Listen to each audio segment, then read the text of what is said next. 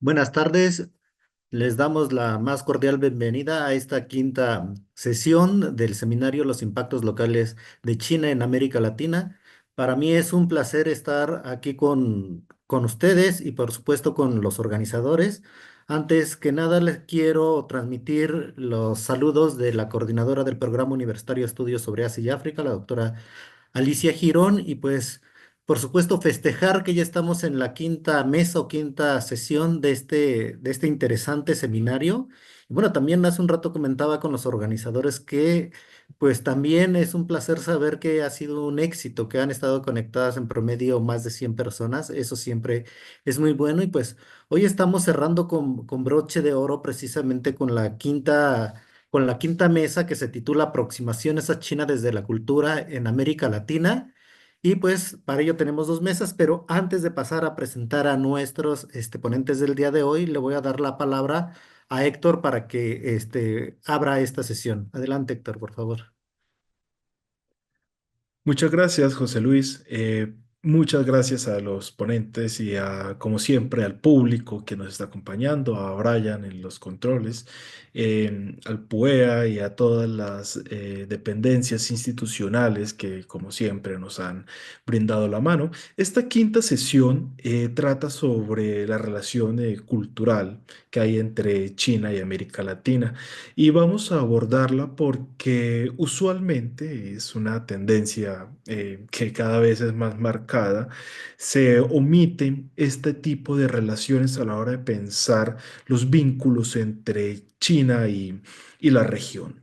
Las razones son distintas, la agenda económica copa el tablero y la relación política tiene un gran impacto en los titulares. No obstante, nos olvidamos que la relación cultural ha funcionado en distintos niveles y desde mucho tiempo antes de que existieran incluso los países latinoamericanos o la propia República Popular China. Esta relación muchas veces imaginada entre Oriente y nuestra particular versión de Occidente ha estado siempre en el fondo del tablero, y los ponentes que tenemos el día de hoy nos van a ayudar a dilucidar esa cuestión desde dos perspectivas distintas, José Luis. Y viendo sus semblanzas, por supuesto que van a aportar mucho a esta quinta mesa, y por supuesto que siempre uno nunca deja de conocer y de aprender. Entonces yo espero que en esta sesión pues los ponentes nos puedan compartir toda esa experiencia que tienen, porque bueno, no es de ahora que hayan estudiado, llevan toda una larga trayectoria precisamente estudiando estos temas, y pues hoy están aquí con nosotros para compartirlas. Entonces yo les quiero dar la bienvenida a todos los que nos están escuchando, que nos están siguiendo por YouTube, que también están aquí en esta plataforma de Zoom. Y pues también la dinámica es, cada uno de nuestros ponentes va a hablar entre 15 y 20 minutos para dar su exposición. Después, posteriormente, cuando terminen ambos, tendremos 30 minutos para que ustedes puedan hacerles preguntas, dudas, comentarios que tengan. Para empezar, pues voy a presentar precisamente de manera muy breve a la doctora María Montt. Ella es académica del Instituto de Historia de la Pontificia Universidad Católica de Chile y miembro del Centro de Estudios Asiáticos de la misma universidad. Es doctora en Estudios Culturales Latinoamericanos en la Universidad de Manchester 2017. Magíster en Estudios Chinos en SOAS, Universidad de Londres, y licenciada en Historia en la UC. Es autora del libro Representation of China in Latin American Literature, 1987-2016, y coautora del libro Chineseness in Chile, Sitting Representation in the 21st Century.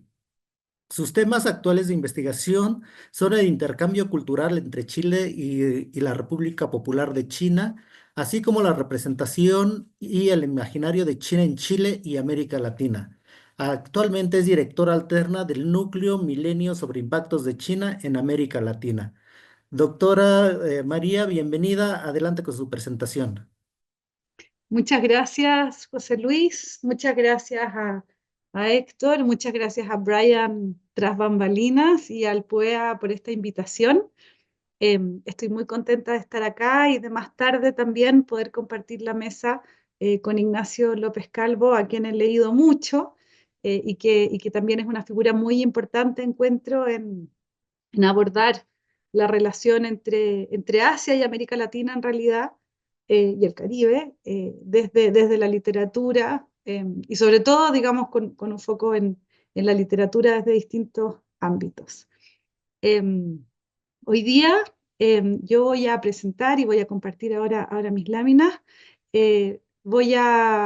Quisiera hacer una presentación, digamos, que es sobre distintas dimensiones de los proyectos en los que yo he estado trabajando. Creo que ven bien, José Luis, mi presentación. Sí, perfecto. Perfecto, ya. Yo perdí el chat, pero lo puedo recuperar en caso de cualquier cosa. Bueno, yo estoy muy agradecida de esta invitación. Y hoy día, de alguna manera, junto a varias investigaciones en las que he trabajado, José Luis mencionaba dos libros que por ahora están en inglés. Uno ya está traducido y esperamos publicarlo en castellano pronto, que se llama Los chinos en Chile, y es cómo van cambiando las representaciones de los chinos en Chile desde el siglo XX a la fecha.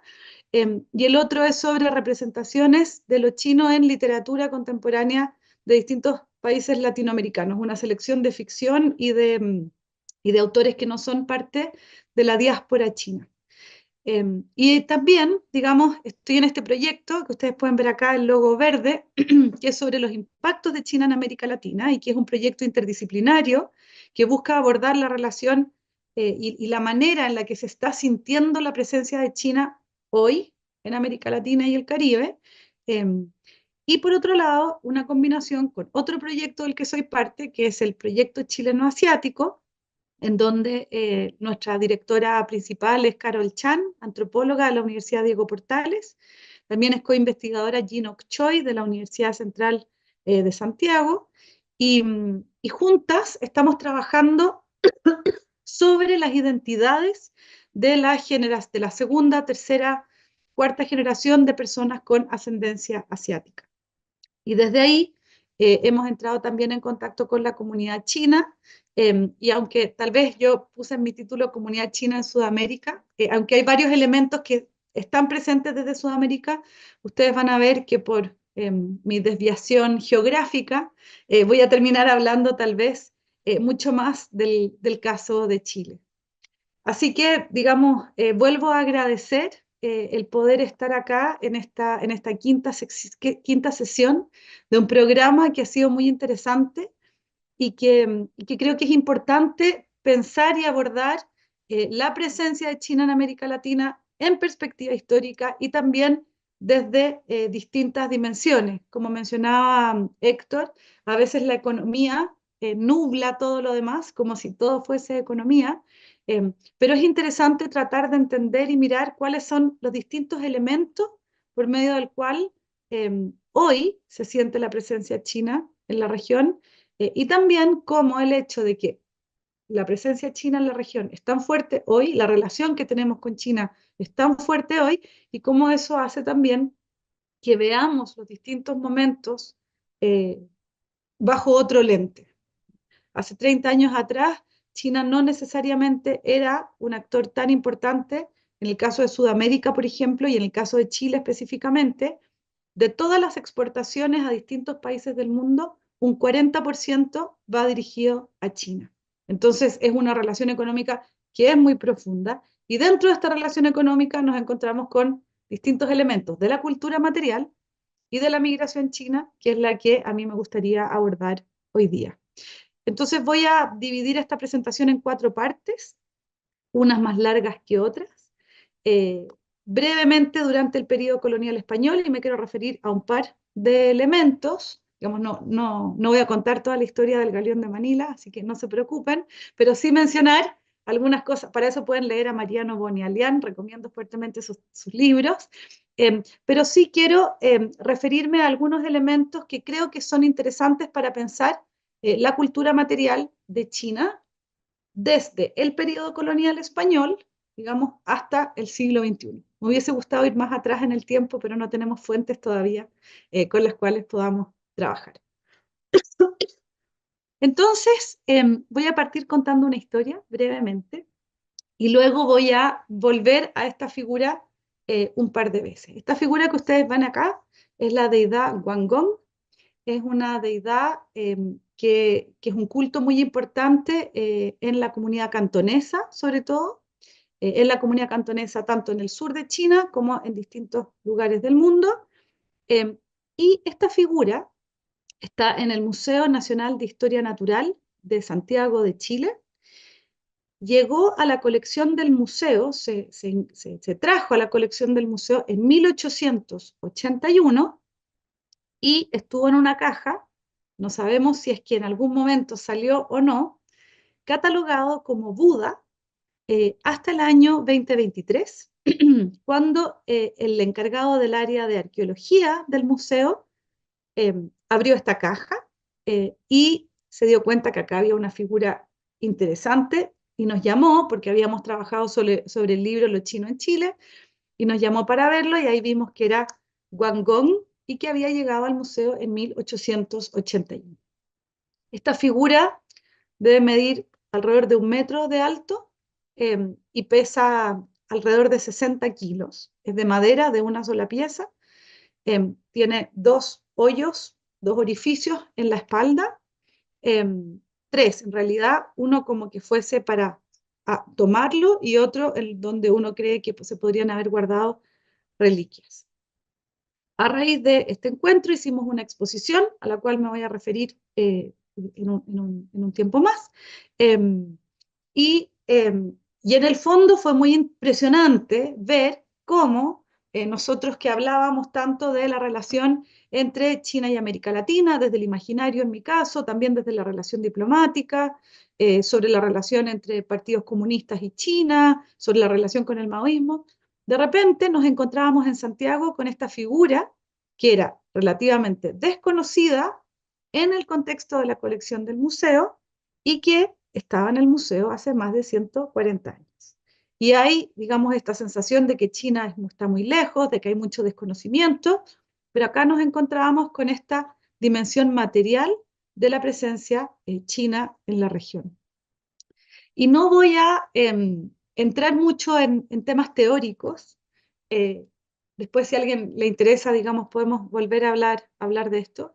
Pero sí me parece interesante tomar esta idea que ha trabajado Rosario Hubert en este libro que publicó recientemente el año pasado, que en el fondo explora cómo el imaginario y el conocimiento en realidad sobre China en América Latina no necesariamente se dio en el mundo académico, sino que a través de distintos elementos presentes en distintas como espacios de la sociedad que incluye, digamos, esta cultura material.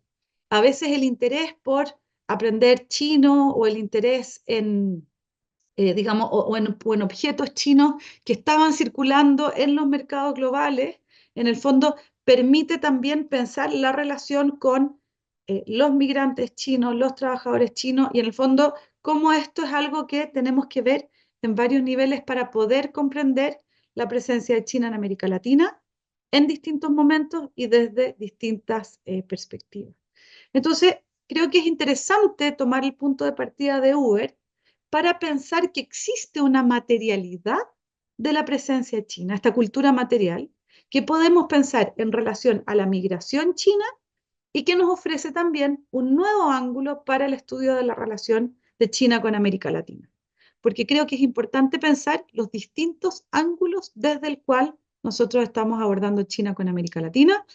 Y acá, digamos, hago la salvedad de que hablo de América Latina con mucha conciencia de que es un término que en sí mismo podemos discutir y que hay muchas diferencias a nivel interno, pero que al mismo tiempo hay ciertos patrones que son interesantes para pensar como dinámicas en común, como el mismo hecho de que yo estoy hablando en castellano ahora y a excepción de Brasil y un par de países más, todos desde el sur, digamos, desde México, nos podemos entender. Y creo que hay ciertos patrones ahí que están presentes.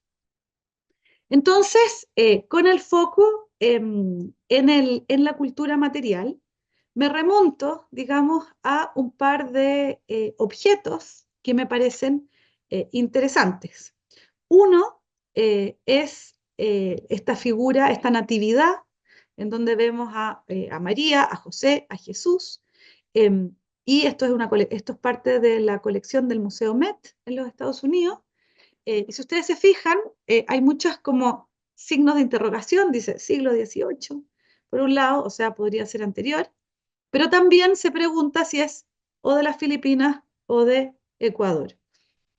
Y creo que esa posibilidad de ser de las Filipinas o de Ecuador es especialmente interesante, porque nos vamos a encontrar con varios objetos que se puede pensar si fueron em, hechas, realizadas o diseñadas en las Américas y construidas o talladas en las Filipinas, por ejemplo, o incluso viceversa. Y eso nos pasa, por ejemplo, con esta figura de Wanggong, que todavía no hemos podido descubrir, estamos en eso, cuál es realmente el origen de esa figura, si viene de Asia o si tal vez fue tallada acá en Chile o en Perú. Y por otro lado, acá vemos una fuente que es cantonesa y que también es del siglo XIX. Aquí hice una suerte de salto, pero que también está esta duda en el fondo de estos distintos objetos que van llegando. Y acá nos encontramos con una figura del Museo Histórico Nacional de Chile, que se funda para el centenario de Chile, o sea, que se inaugura, digamos, en el marco del centenario de Chile en el año 1910, con muchos objetos que antes pertenecían al Museo Nacional de Historia Natural. Así que ese guangón podría eventualmente haber pasado a formar parte de la colección, pero se quedó en el Museo Nacional de Historia Natural. Fue donado por este poncho, fue donado por la filántropa Carmen Quiroga de Rigrande de Urmeneta, y su materialidad nos entrega pistas para comprender su significado histórico del intercambio transpacífico de las Américas del siglo XVIII. Y podemos conjeturar, por ejemplo, quién lo habría comprado, quién lo habría mandado a hacer, por dónde circuló y también qué es lo que estaba pasando en ese momento. Ruth Corcuera ha planteado que el poncho sería de origen filipino, encargado a artesanos chinos del Parián, en Manila, del barrio chino, respondiendo a un pedido realizado desde Lima. Es decir, un pedido en Lima se desarrolla en Filipinas. La historiadora de la Universidad de Brown, Evelyn Hude Hart, y recientemente premiada en México, ¿verdad? Hay una charla muy interesante que después les puedo, no tengo acá el link, pero se los puedo compartir, ha planteado que el Parián en Manila se puede considerar el primer barrio chino de las Américas. Porque como muestran los antiguos derroteros, Filipinas y las Américas eran parte del mismo espacio de circulación. A mí me interesan mucho los derroteros, digamos, de navegantes, porque uno comienza en México en ocasiones y termina en Filipinas. Y pasa por el sur de Chile, que es donde yo crecí, donde hay muchos puertos, entonces siempre me interesa ver ese salto, digamos, y esa conexión. Y esa circulación, digamos, es la que aparece en este tipo de objeto. Y voy a pegar un salto, digamos, en el tiempo, para ir al siglo XIX ya con mayor fuerza. Y este es este es mi fondo de pantalla de mi computador. Y lo elijo, digamos, este es un cuadro de libre acceso también de el Met en los Estados Unidos. Y si ustedes se fijan bien, y quienes conozcan la bandera chilena, nos encontramos con la bandera chilena pintada aquí en este cuadro. Entonces, esta pintura sería de mediados del siglo XIX y es de libre acceso, así que la pueden bajar en alta calidad. Y es interesante de ver los distintos detalles, pero es del siglo XIX y yo tenía mis dudas si era efectivamente la bandera chilena o no, porque uno podría decir, bueno, tal vez se parece, etcétera. La bandera chilena existía para ese entonces, pero también sabemos que en 1845, en el marco de el periodo posterior a la Guerra del Opio y la llegada de las distintas potencias a Cantón, Chile también va a abrir un consulado y va a tener a una persona a cargo. Y por eso esta efectivamente sería digamos, la bandera chilena.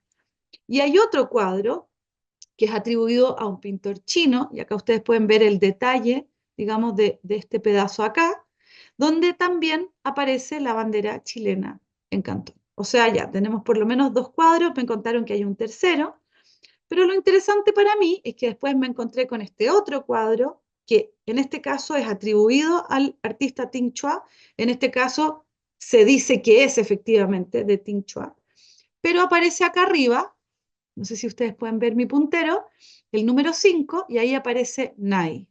Y acá está el número 5 y también yo sí sé que el día 25 de enero de 1845, porque esto es documentación del archivo histórico, el presidente Manuel Bulnes de Chile va a nombrar a Gideon Nye cónsul de Chile en Cantón. Entonces, lo que vemos es que efectivamente hay una dimensión material a partir de estos cuadros que se vuelven fuentes históricas para ver y entender también la presencia de Chile y la relación de Chile y por ende Sudamérica con China.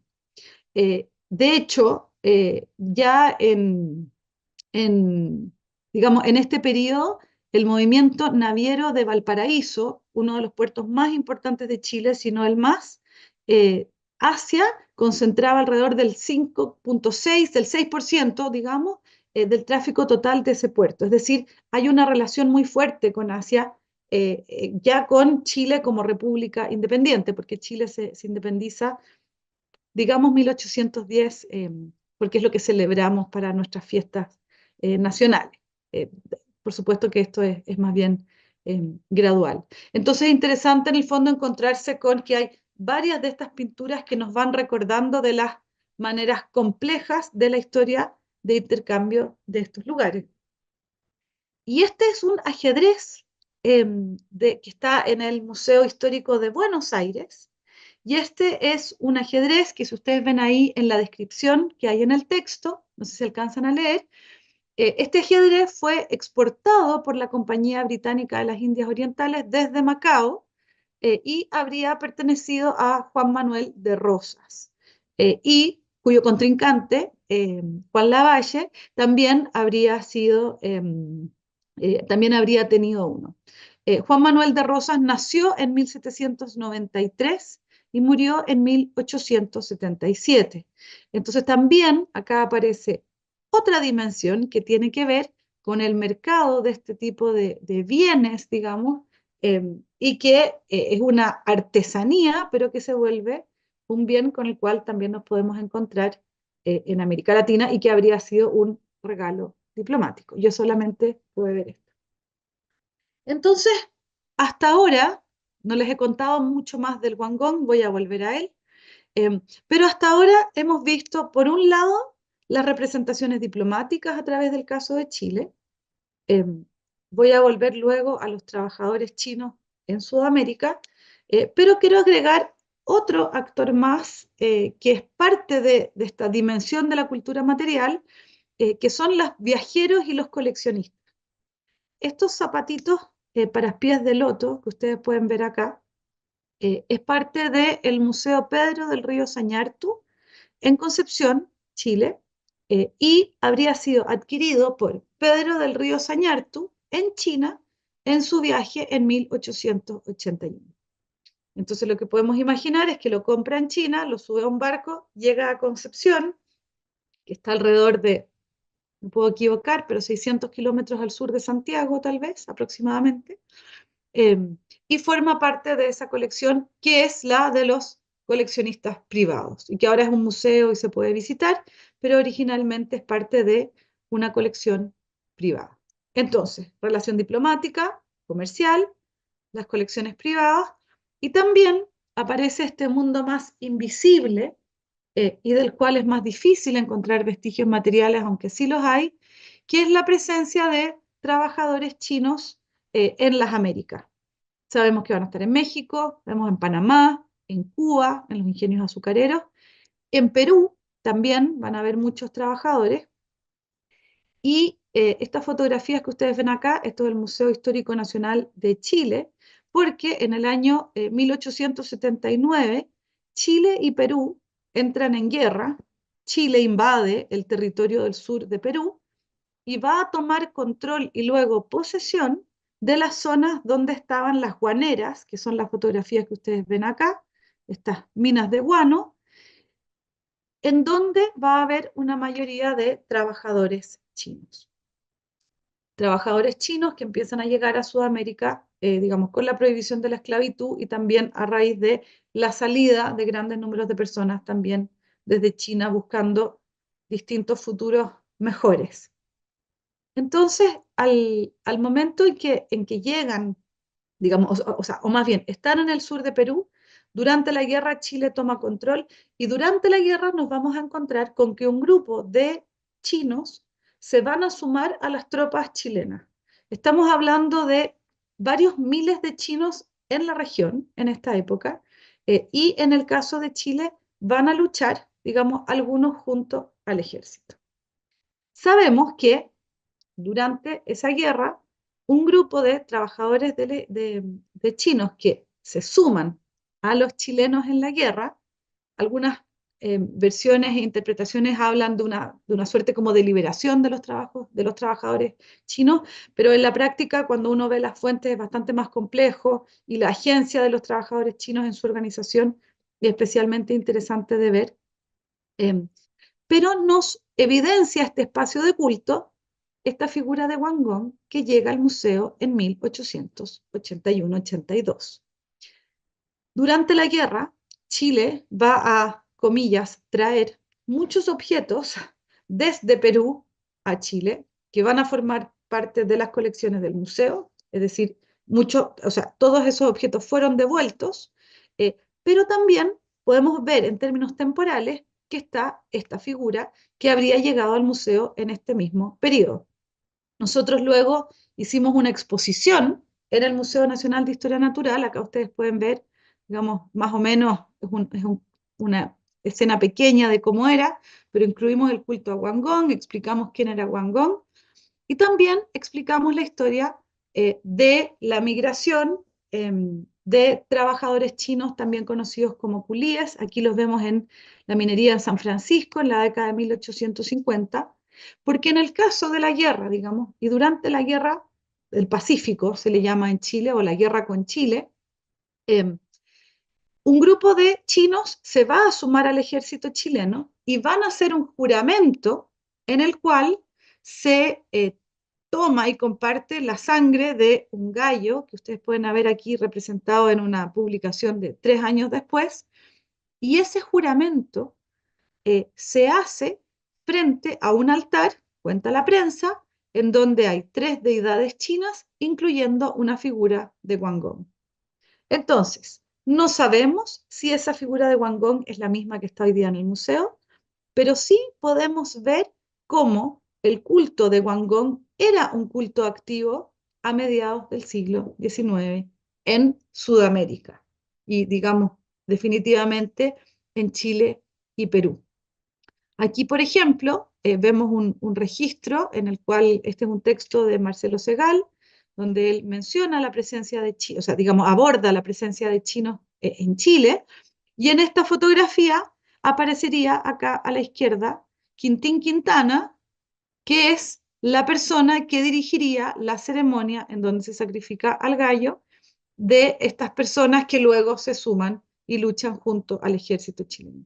Y tras la guerra, eh, ellos, digamos, las comunidades chinas se asientan en Chile, ex territorio peruano, ahora territorio chileno, y se van a ir, digamos, integrando a la comunidad chilena y van a ir además nacionalizándose chilenos y continuando el trabajo en el ámbito amplio del salitre. Entonces tenemos una historia larga, por un lado, de relación económica, diplomática, de una relación, digamos, que tiene que ver con el coleccionismo y también de la presencia, digamos, de objetos que pertenecen a comunidades chinas que nos dan pistas y nos iluminan sobre la importancia de las comunidades chinas en América del Sur que han sido invisibilizadas. Y con eso, digamos, voy entrando ya al siglo XX para seguir viendo estos mismos elementos, si ustedes quieren, en el sentido de que, por un lado, Chile va a tener mucho interés en abrir el mercado asiático, sobre todo la venta de salitre. Y lo que vemos acá es una propaganda de Chile para vender salitre en China. En el año 1915, yo me estoy saltando, digamos, los hitos diplomáticos concretos, pero sí les puedo contar que en el año 1915 Chile firma un tratado con la República de China. Y aquí vuelvo al coleccionismo, por ejemplo, y nos encontramos con este gran remate de un conjunto de porcelanas chinas y japonesas que habrían sido coleccionados en París en el año 1889 por Javier Gandarilla Mata, y acá en el fondo vemos en el año 1940 el remate de esta colección del siglo XIX. Y es interesante porque sabemos a raíz de la investigación en el museo que esta colección había sido adquirida en París en 1889. Cuando, después de que vemos que don Pedro del Río Señartu había estado en China también adquiriendo objetos, acá vemos que hay dos dimensiones que nos recuerdan esta dimensión material que tiene que ver con la circulación de objetos chinos, en este caso desasociados de la comunidad china local, cuando al mismo tiempo, en el año 1937, se había fundado el Chengninhui, que era un centro social y cultural que reunía a los descendientes de chinos en la ciudad de Antofagasta.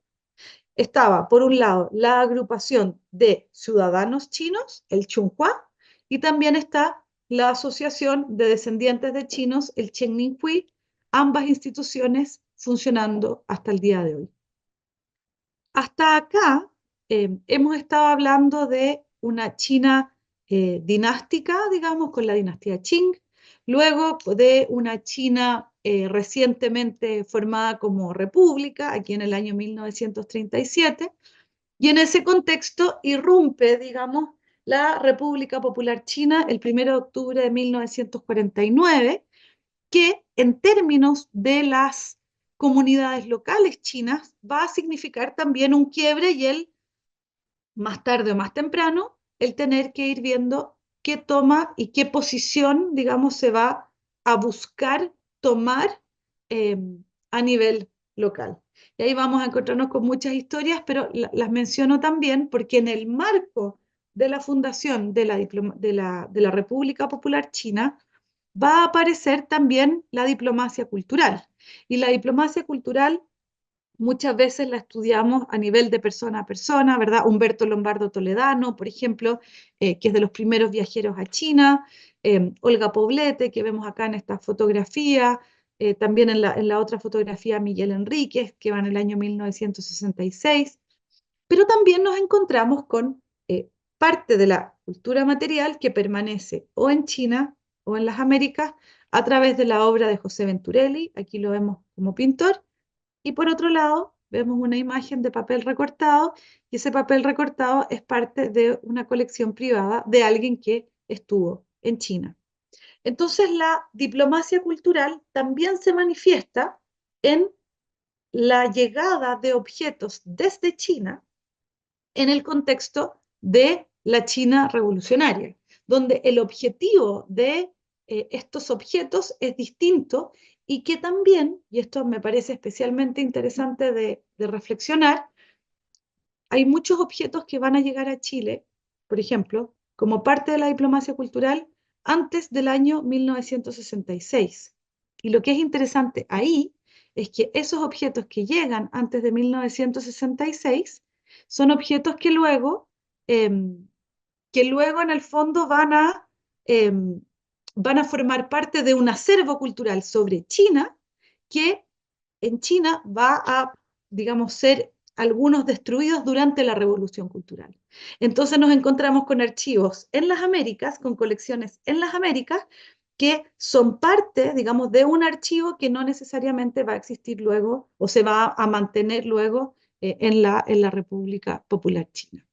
Entonces, por un lado nos encontramos con objetos que vienen desde China y circulan, la revista China Hoy, por ejemplo, en el caso de Chile luego con la dictadura, tras el golpe de Estado, se van a quemar esas revistas.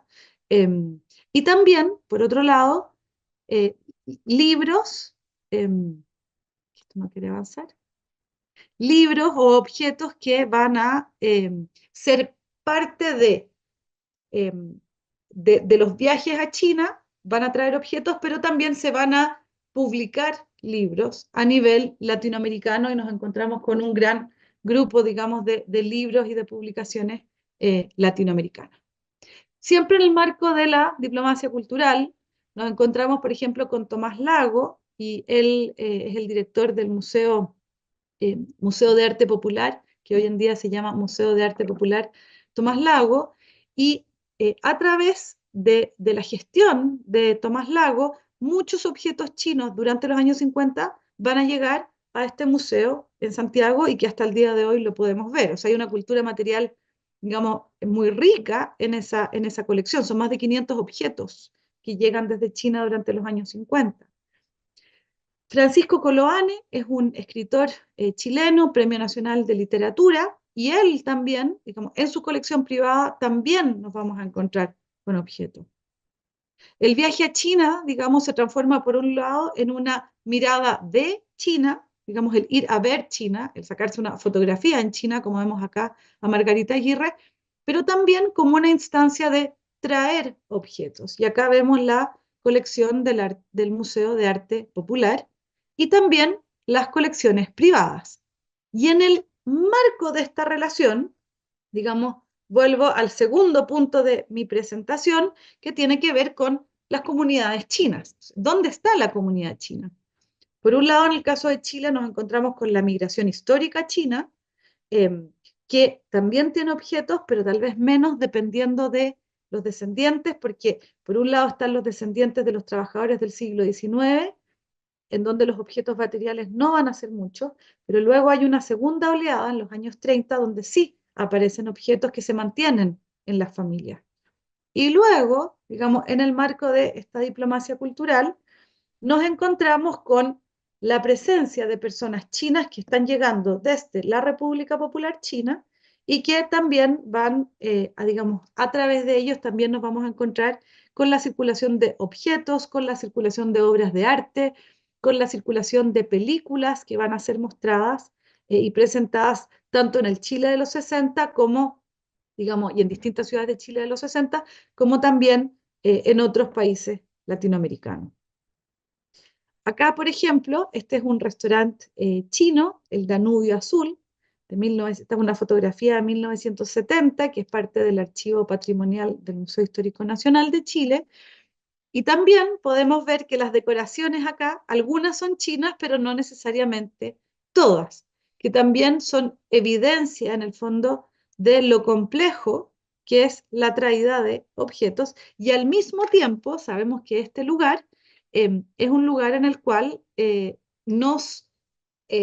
se reunía, perdón, la comunidad china, y como en este periodo Chile tenía relaciones diplomáticas con el régimen que estaba en Taiwán, todos los registros desde la embajada china, equivalente a Taiwán, habla de los programas, digamos, como los movimientos subversivos asociados a ciertos espacios de la ciudad, incluyendo restaurantes chinos. Y aquí, por ejemplo, nos vamos a encontrar también con la presencia, luego, perdón, en 1970, de la llegada de diplomáticos oficiales chinos cuando hay cambio de reconocimiento en el año 1970. Esta es la presentación de cartas credenciales en el año 1971, y así nos vamos encontrando con algo que la antropóloga estadounidense Mónica de Hart ha llamado las múltiples chinas presentes. Ella lo analiza para el caso de Centroamérica y en el periodo contemporáneo, pero uno puede tomar esa idea y pienso verla también en el caso de Chile, porque nos encontramos con múltiples chinas. Por un lado, la migración histórica, por otro lado, la migración, digamos, más reciente, vinculada a la República de China, luego la migración desde la República Popular China, y son miradas distintas y todos forman parte también de China. Esta foto hace un salto en el tiempo, digamos, pero para mostrar cómo o enfatizar cómo, ya desde 1970, eh, para Chile y para muchos países sudamericanos, pero específicamente para Chile, China es un lugar al cual se le pueden vender commodities, digamos. Y ahí el principal commodity, el principal producto que Chile exporta a China hoy es el cobre. Entonces es el cobre, este como interés muy fuerte que va a haber hacia China, pero también la importación de alimentos, que luego también, digamos, a medida que avanza el tiempo, nos vamos a encontrar con con continua migración, sobre todo desde Cantón, y la instalación de restaurantes chinos en la ciudad. Entonces acá aparece nuevamente esta dimensión de la cultura material a través de los espacios que son los restaurantes y los objetos que encontramos en los restaurantes, incluyendo los guangdong, en distintas ciudades de Chile. En la ciudad de Santiago, después de los restaurantes peruanos, que la mayor cantidad de restaurantes en Santiago son peruanos, el segundo número de restaurantes son chinos. Y como ustedes pueden ver acá, y esto en los años 80 crece con mucha fuerza, muchos de estos restaurantes chinos van a ir cambiando y adaptándose a los distintos gustos y, por ejemplo, empiezan a vender, digamos, primero comida china y luego comida china y sushi, es decir, van ajustándose también al mercado. Y me detengo en los restaurantes chinos porque son uno de los espacios donde las personas tienen mucho encuentro, digamos, con la comunidad china y también con el paso del tiempo, ciertos elementos de la comida china se han formado parte, digamos, de la comida, comillas, chilena. Vuelvo a otro tipo de objeto, y en este caso es una donación en el año 1991 de bicicletas por parte del gobierno de la República Popular China a este Chile, digamos, que está recién volviendo a la democracia bajo la presidencia de Arturo Elwin. Y con eso ya me voy acercando al siglo XXI.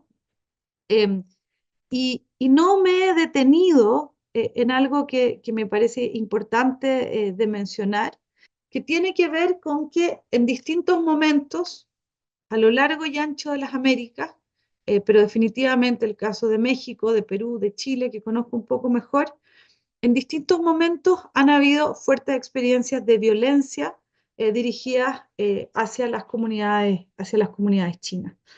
Y acá, para el caso de México, si no lo han leído aún, yo recomiendo estos dos libros, pongo dos portadas de uno, porque me parecen interesantes, pero me refiero principalmente a dos, que es, por un lado, La Casa del Dolor Ajeno, de Julián Herbert, que habla, digamos, de la matanza de Torreón en 1911, y por otro lado, el libro Verde Shanghái, de Cristina Rivera Garza, que hace referencia a la presencia de comunidades chinas en Ciudad de México. Y tengo pendiente ir a Ciudad de México, pero algún día lo voy a lograr. Em, entonces, ¿por qué menciono estos dos libros? Porque nos encontramos con esta cultura material, con la presencia de las comunidades chinas muy invisibilizadas y al mismo tiempo con instancias de violencia. Instancias de violencia que son racistas, que son xenófobas, que son dirigidas a personas chinas por ser personas chinas, cuando hay una discriminación arbitraria, digamos, hacia comunidades chinas, que lamentablemente ocurre en momentos de crisis, digamos, y que en momentos de no crisis se vuelve a invisibilizar también esa violencia y ese racismo. Y con esto vuelvo, digamos, a Chile, porque Chile, desde el año 2005 en adelante, ha tenido un boom comercial muy fuerte, digamos, exportando cobre a China, o sea, en el fondo, todo el crecimiento que vemos a China, en el caso de Chile, se traduce en mayor exportación de cobre y recientemente también se ha incorporado a la canasta exportadora el litio y las cerezas. Chile produce cerezas contra temporada, digamos decir, como estamos en el cono sur, y entonces las cerezas están listas para la celebración del Año Nuevo chino. Y las cerezas son una fruta muy preciada para el Año Nuevo chino porque son redondas, es algo positivo, digamos, como un regalo en China, y además son rojas, ¿ya? Y es un mercado muy sofisticado que busca una alta calidad de los productos, pero asociado al Tratado de Libre Comercio que se firma en el año 2005, hemos tenido un aumento que significa que hoy el 40% de nuestras exportaciones van a China. Chile continuamente, históricamente, ha buscado diversificar a los países que le exporta, pero en este caso, digamos, el cobre es principalmente el producto que exportamos. Entonces, por un lado nos encontramos con con este boom, digamos, de exportaciones, y por otro lado nos encontramos con que en la actualidad en Santiago, en Chile, perdón, hay alrededor de 20 a 50 mil personas de origen chino que se dedican principalmente al comercio, a la importación, a la venta al detalle y al rubro culinario en diferentes restaurantes. Esto, por ejemplo, es una noticia del año 2014 que habla de 20.000 chinos. Esta comunidad china celebra sus fiestas, pero hemos podido observar que desde el año 2000, iba a decir 2010, pero en realidad debería decir 2018, 2019, unos 5 años atrás, y sobre todo después de la pandemia, digamos, ha aumentado las celebraciones de Año Nuevo Chino y va a participar cada vez más gente. No obstante, las comunidades chinas continuamente vuelven a ser presentadas en lo que hemos llamado, comillas, digamos, junto a Carol Chan, visibilidad condicionada. Es decir, se muestra la presencia de las comunidades chinas en Chile, pero hay una continua representación como estereotípica de cómo son las personas chinas, de qué comen las personas chinas, de cómo hablan las personas chinas, que por un lado es un estereotipo, pero que rápidamente también cae en racismo. Y esto en un contexto, y vuelvo a mostrarles, digamos, los restaurantes, en que la comida china se ha ido como incorporando a la dinámica diaria de alimentación, digamos, en Chile. La palabra chap suey, por ejemplo, o chaufán, o carne mongoliana, pollo mongoliano, es algo que les sirven a los niños en los colegios, es parte del menú de las escuelas. Y eso también, digamos, lo menciono en términos de una materialidad tal vez más efímera, pero que tiene que ver con la presencia en Chile. Entonces la idea del guantán, por ejemplo, un tipo de comida, es también muy fuerte. Otro momento en el cual la materialidad de China, la cultura material de China, se vuelve muy visible es en el contexto del COVID, porque Chile rápidamente negoció comprar vacunas a China, a Sinovac. Y por un lado, compramos las vacunas, pero además, desde China y desde las cámaras de comercio de China, se hicieron también muchas donaciones de mascarillas, algo que Francisco Urdines ha llamado la diplomacia de las mascarillas, que ustedes pueden ver acá arriba de esta mesa, mascarillas, termómetros, guantes quirúrgicos, todo tipo de objetos que, digamos, obviamente antes también se importaban desde China, pero que con la pandemia ganan una nueva como visibilidad, si ustedes quieren, y presencia en Chile. Entonces, vamos sumando tal vez algo de lo que podemos llamar como una cultura material, digamos, cotidiana, esa es la palabra que quería usar, y en paralelo, digamos, en los últimos años post-COVID, comenzó a aumentar un tipo de comercio que antes era que antes había comenzado ya en Chile hace 10 años atrás, pero que en los últimos 3 años se ha disparado, digamos, en la cantidad de estos comercios, que son conocidos como los mall chinos. Algunos de los mall chinos tienen nombre, otros se llaman mall chino, como ustedes ven acá, eh, y son tiendas que compiten con las grandes superficies. Son una suerte como de supermercados de productos chinos. Algunos incluyen comida, les voy a mostrar ahí algunas fotografías, eh, y que están presentes en Santiago, como el que vemos acá, en el sur de Chile, en la isla de Chiloé, como ustedes pueden ver acá, también en Antofagasta, y vuelvo de nuevo a la ciudad de Santiago.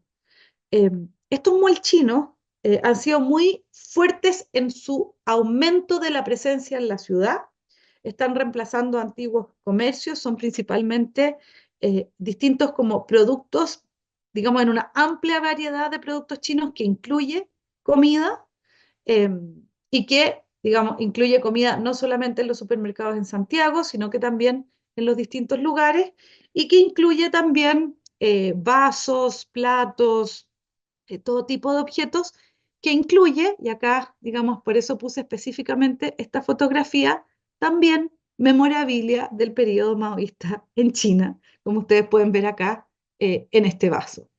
Es decir, digamos, en este intercambio comercial tan fuerte, digamos, nos encontramos también con la presencia de una memorabilia que nos remite, digamos, a una dimensión cultural que tiene que ver con la Guerra Fría y también con la presencia de China en las Américas. Y yo sé que ustedes ya están en la quinta sesión, así que hay ciertas cosas, digamos, que asumo han discutido, digamos, y que sé han discutido, y que en el fondo alimentan este mismo imaginario de lo chino y la manera en que vemos lo chino en la región.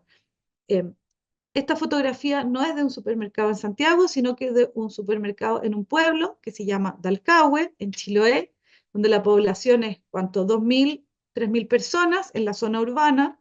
Tal vez ha crecido más, pero es un pueblo pequeño, en el cual yo crecí, por eso lo conozco bien, y en el cual hoy hay 3 malls chinos. O sea, en el fondo hay 3 supermercados que venden productos desde China, importados desde China, y que empiezan a ofrecer, digamos, o se vuelven una competencia muy fuerte para otros tipos de comercio que antes también importaban este tipo de productos y que ahora dejan de importarlos o de comprarlos porque no pueden competir por precio.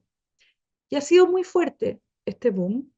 Y vemos también que nos encontramos con que empiezan a aparecer, y si ustedes se fijan, estas noticias son de agosto de este año, pero empiezan a aparecer la posibilidad de que son una amenaza. El boom de los molchinos, el comercio local resiente el golpe de la proliferación de molchinos, acusan competencia desleal, alertan por quiebras. Y esto es preocupante cuando pensamos en antiguas experiencias de violencia en América Latina, cuando se empieza a percibir la presencia comercial o la presencia de China como una amenaza.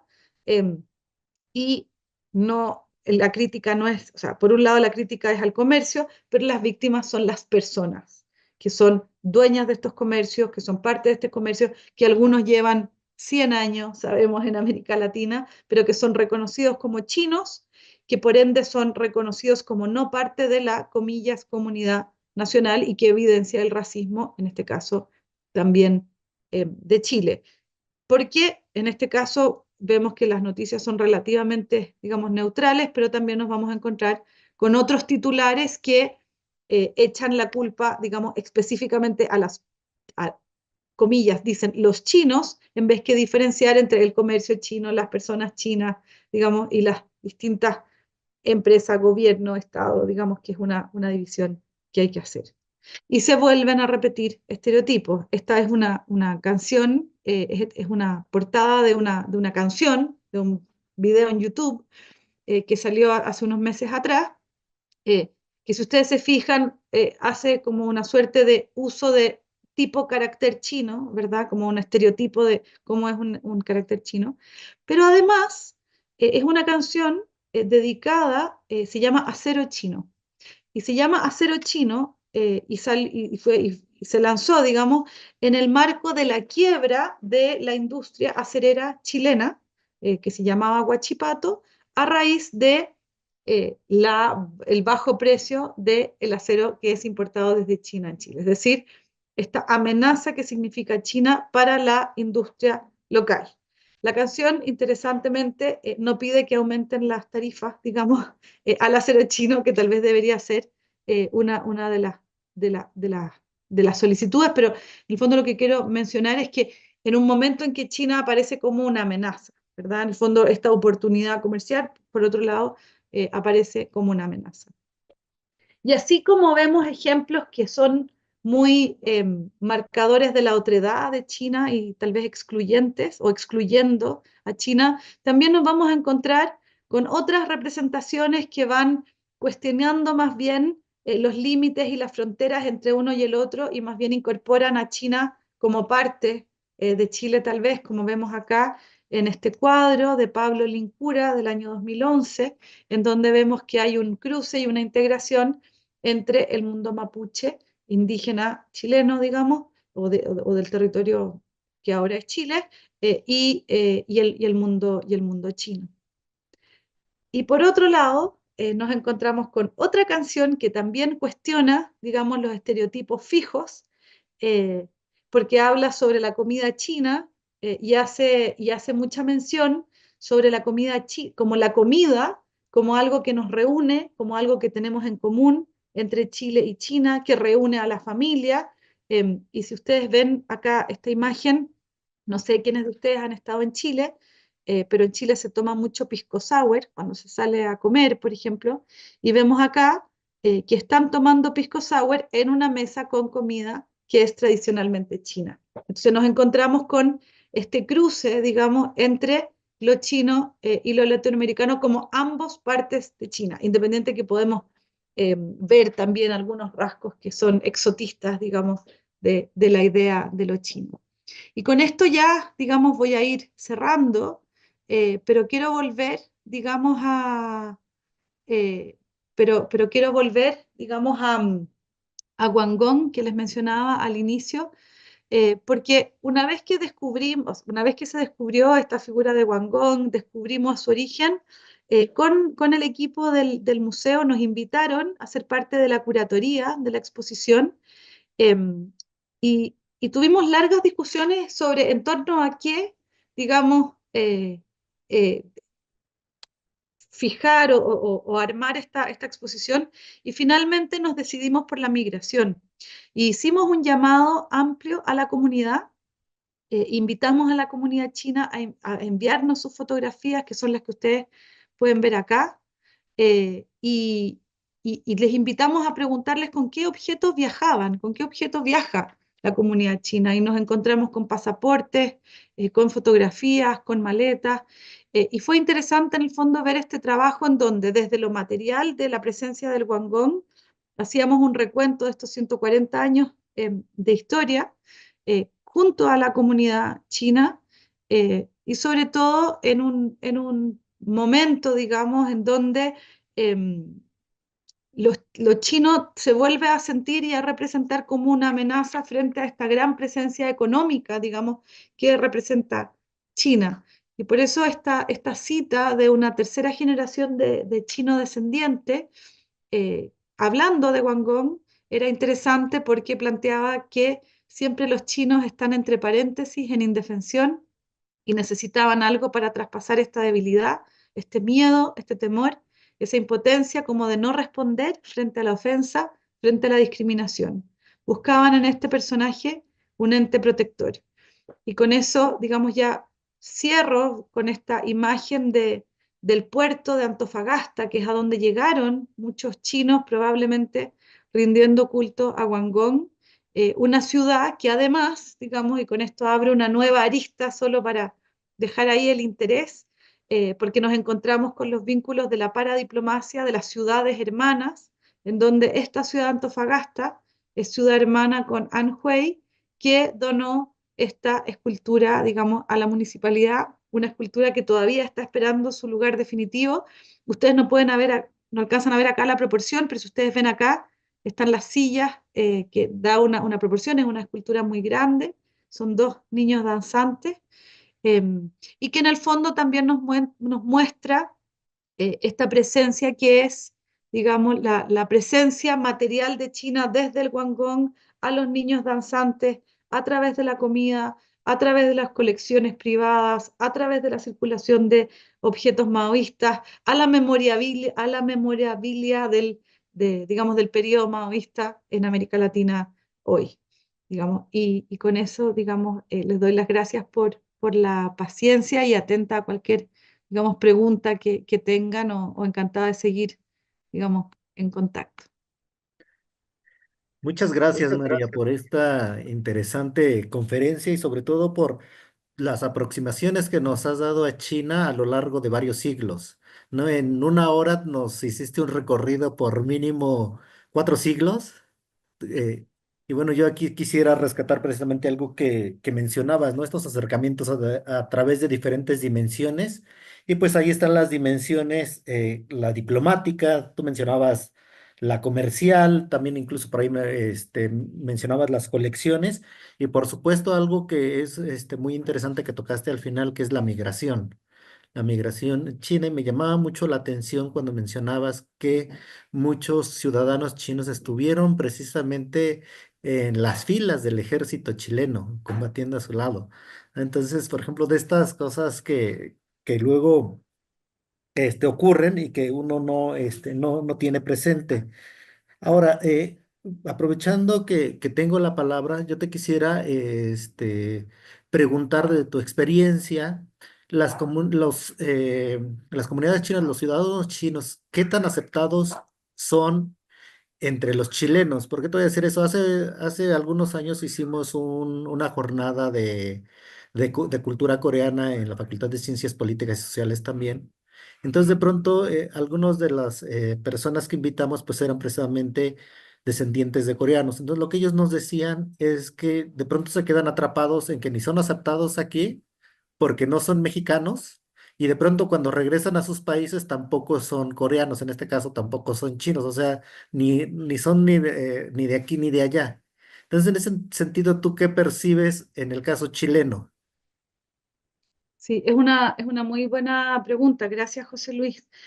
Em, la comunidad china, algo mencioné ahí, ha sido muy invisibilizada. Digamos, Chile, en términos de discursos nacionales, se tiende a pensar un nosotros muy blanco, que toma lo indígena como algo, o tomaba más bien, voy a explicar eso, como algo más bien como desde, tal vez como desde esta idea de lo tradicional, y eso entró bastante en crisis después del año 2018 en Chile, digamos, de quién pertenece a la nación, quién es excluido, quién es incluido. eh, pero en el caso de los chinos específicamente, o de las personas reconocidas como chinas, y en ese caso entran las comunidades coreanas, las comunidades japonesas, que son llamados, comillas, los chinos, han históricamente sufrido discriminación. Y por eso esa cita que yo les mostraba al final sobre el Guangdong como este ente protector de una comunidad china en indefensión fue tan reveladora, porque se habla de que la comunidad china solo se reúnen entre ellos, o que son muy secretos, digamos, o que son muy herméticos, pero al mismo tiempo nos encontramos con esta explicación a raíz de sentirse expuestos, digamos, a recibir y a ser víctimas de violencia. Y por supuesto que hemos avanzado mucho, hemos aprendido que la discriminación es mala, ¿verdad? Digamos, es condenable, sancionable, pero en el caso del COVID, cuando apareció el COVID, vimos en distintos lugares del mundo, incluido Chile también, mucha discriminación hacia personas que se veían chinas, digamos, desde memes circulando en internet, a videos, a personas que en la calle les decían vuelvan a su país, digamos, y que eran tratados muy, muy mal. Pero también, digamos, yo les hablaba de este mall chino que empieza a ser visto comercialmente como una amenaza, pero también estamos haciendo una encuesta, y para el año 2023 entrevistamos a 600 personas en Chile, eh, y, y cuando les preguntamos dónde era el lugar donde tenían mayor contacto con personas chinas, es en el mall chino. Esa es la respuesta. Entonces, por un lado se transforma en una amenaza comercial, pero por otro lado es también el espacio de mayor contacto.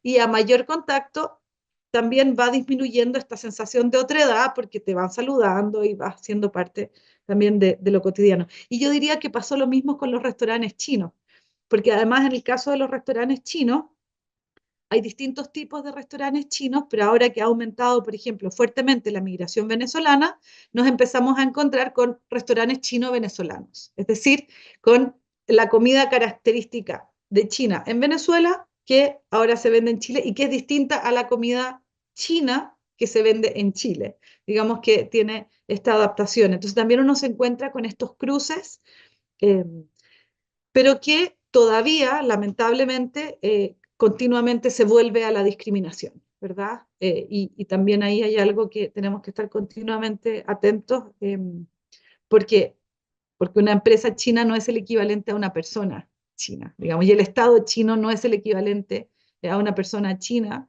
y Taiwán no es lo mismo que la República Popular China, y en el fondo todos esos matices a veces se pierden al decir los chinos, digamos, y agruparlos como un todo. Muchas gracias, María. Pues voy a ir leyendo algunas de las preguntas que han puesto aquí en el chat los asistentes aquí en el Zoom. Si te parece, te voy a ir leyendo de tres en tres. Viridiana Vidaurri pregunta, ¿hay constancia de que Chile también enviara objetos artesanales a China? ¿Hubo un intercambio concretado? Después tenemos a Tony Quiñones, quien dice, ¿existe algún tipo de estructura u organización china que también busque visibilizar la cultura y todo lo relacionado con América Latina? Así como en América Latina se tienen elementos vinculados con la presentación de toda la cultura china, los cuales últimamente han crecido por influencia china. Dos, o sea, muy buenas Influencia preguntas. china en nuestro continente, si es que no había Sí, recorrido de la barra. no, son muy buenas preguntas. Sobre si hay constancia de que Chile enviara objetos artesanales a China, no, no que yo sepa, digamos, no que tengamos la fuente, pero sí es altamente plausible. Em, Algo que no mencioné es que en la guerra, digamos, con Perú, de estos chinos que se suman a pelear con Chile, lo hacen bajo el comandante en ese momento es Lynch. Y Lynch había luchado en las guerras del opio en un barco inglés. Y el rumor cuenta que cuando está en China se encuentra con un chileno durante las guerras del opio, que sería otro que estaba, que Villarroel, que también estaba en China trabajando y que después también está en la guerra del Pacífico. Y por eso tiene un acercamiento especial con los chinos, porque los habría saludado en chino. No tengo la fuente, sí sé que estuvo en la guerra del Pacífico, pero en el fondo ahí se cruzan varias como, historias. Eh, lo más probable, eso sí, diría yo, es que hubiesen muchos más objetos desde México, definitivamente, desde el Perú, definitivamente desde México, desde el Ecuador probablemente, desde Perú y menos desde Chile. O sea, en las rutas del periodo colonial español, por ejemplo, Chile estaba muy lejos, digamos, y uno lo ve cuando ve la capital. O sea, en Chile la capital es pequeña no solamente porque hay terremotos, y por ende costaba que las iglesias se mantuvieran en pie, pero si nosotros comparamos Lima, y sin ni siquiera mencionar México y Ciudad de México, o sea, en el fondo uno puede ver cómo la escala del Imperio Español, digamos, va disminuyendo en términos de importancia y eso también tiene que ver con la producción de manufacturas y objetos. Eh, la pregunta gracias Viridiana, y la pregunta de Tony Quiñones es también muy buena sobre si hay algún tipo de estructura u organización china que busque visibilizar la cultura y lo relacionado con América Latina en China. En Chile tenemos, o sea, en América Latina tenemos los institutos Confucio. Antiguamente también existían los institutos chileno-chinos o los institutos chinos de cultura, algunos vinculados a la República Popular China, también habían organizaciones vinculadas a la República de China antes de eso. Y en el caso de China, digamos, de la presencia latinoamericana, yo diría que la mayor presencia es a través, y esto es interesante y lo podemos discutir, de los institutos Cervantes. Digamos, los institutos Cervantes se vuelven embajadas de la lengua castellana, digamos, en el caso de China. Así que tal vez hay que preguntarse si quisiéramos tener una organización latinoamericana y si tal vez Latinoamérica y el Caribe es algo que nos agrupe más que los países independientes. Así que ahí creo que hay, hay un desafío. Pero es una buena pregunta y China tiene mucho mayor interés en aprender castellano, digamos, y hay más presencia de personas chinas de habla castellano ahora también en América Latina. Muchas gracias, María. Héctor, pues tenemos muchas preguntas. Tú me indicas si ya llegó Ignacio o seguimos dando ¿Llegó paso a Ignacio? las ¿Está por ahí otras. Ignacio? No lo veo. Viene en Si no, un no me da. minuto, me dijo, Tiene ya va a camino. entrar en un minuto. Ah, Sí, si entonces me pueden quieres, seguir, vemos podemos otra vuelta. aprovechar. Entonces podemos aprovechar de seguir respondiendo algunas preguntas. Pues sí, hay un par más de preguntas en el orden en que fueron escribiéndolas. Socialmente hablando, ¿qué tan cercanos se ven los chilenos a la cultura e imagen de China? Y después, eso también es de Viridiana Vidaurri. Después, Velázquez Ramírez Pedro pregunta, ¿estas interacciones culturales se han visto invisibilizadas desde el racismo en América Latina o de la misma forma es una forma de la cual no es tan expuesto en China? Esto desde el nacionalismo chino entre su identidad. Serían Sí, dos más. dos más. Sí, yo diría que los chilenos hay diversidad, pero a nivel macro hay una sensación de que es una cultura muy distinta y muy extraña y muy desconocida y muy exótica. Em, pero yo encuentro que las generaciones nuevas, digamos, tienen un conocimiento más profundo y esa idea de distancia y diferencia ha ido bajando. Y espero que continúe así y también el visibilizar a la comunidad china también ha ayudado a mostrar que la comunidad china es parte de Chile, digamos, lo que se imagina como China es también parte de Chile y creo que eso es algo que se tiene mucho más conciencia. En este caso yo hablo específicamente de China, pero en Chile también hemos tenido mucha discriminación a migración boliviana, a migración haitiana, a migración venezolana. Entonces, en el fondo son temas que exceden, digamos, a las personas chinas, pero que también, digamos, están presentes en las personas chinas. Y sobre estas interacciones culturales, probablemente estás hablando de algo cuando hiciste esa pregunta y tal vez me falta algo de contexto, pero yo diría que si las interacciones de la misma... Creo que no entiendo completamente la pregunta, Pedro, pero sí creo que el nacionalismo chino y la idea de asociar China solamente a los Han, por ejemplo, también no ayuda, digamos, a pensar que solo es Han, digamos, y no necesariamente verlas como diferentes versiones de lo chino en América Latina. Oye, estoy viendo que son muchas las preguntas. Eh, pero estoy leyéndolas así Sí, sí, rápidamente, son a ver bastantes. si alcanzo a contestar algo más. ¿Ah?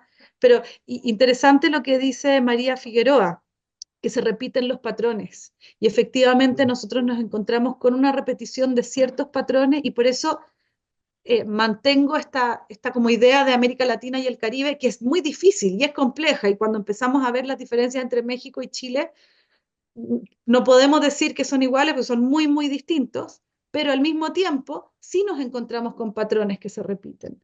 Y es interesante notar esos patrones porque además podemos aprender de las distintas experiencias de qué hacer y cómo hacer para evitar el racismo, digamos, porque digamos, partimos desde el principio de que el racismo no nos gusta y desde ahí, digamos, podemos pensar cómo cómo pensar nuestra comunidad, qué es nuestra comunidad. Y nuestra comunidad también incluye a las comunidades chinas históricas y también a los migrantes que han llegado más nuevos.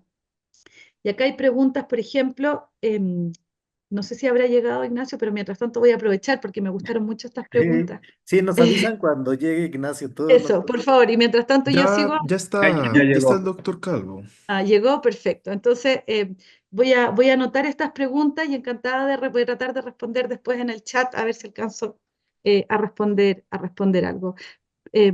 Ahí está Ignacio. Ignacio, ¿cómo estás? Qué Hola honor María, no, compartir la sigue mesa hablando. contigo. Seguro que les interesa más escucharte a ti que a mí. O No, sea. no, no, no, no, te estaban esperando, te estaban esperando. Pero las últimas dos preguntas solamente mencionar que es un delicado equilibrio el de la apertura económica y el proteccionismo chileno económico, porque Chile es una economía muy expuesta al mundo, que se abre, digamos, y que tiene muy pocas restricciones en ese sentido.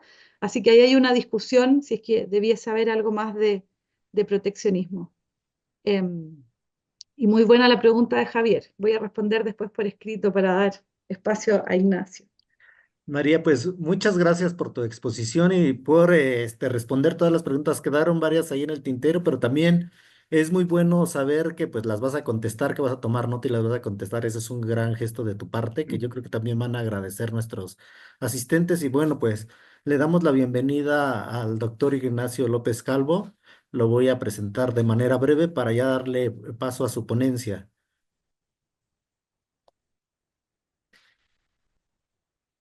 El doctor López Calvo es profesor de licenciatura y cultura latinoamericana y Presidential Endowed Chair in the Humanities en la Universidad de California, Merced.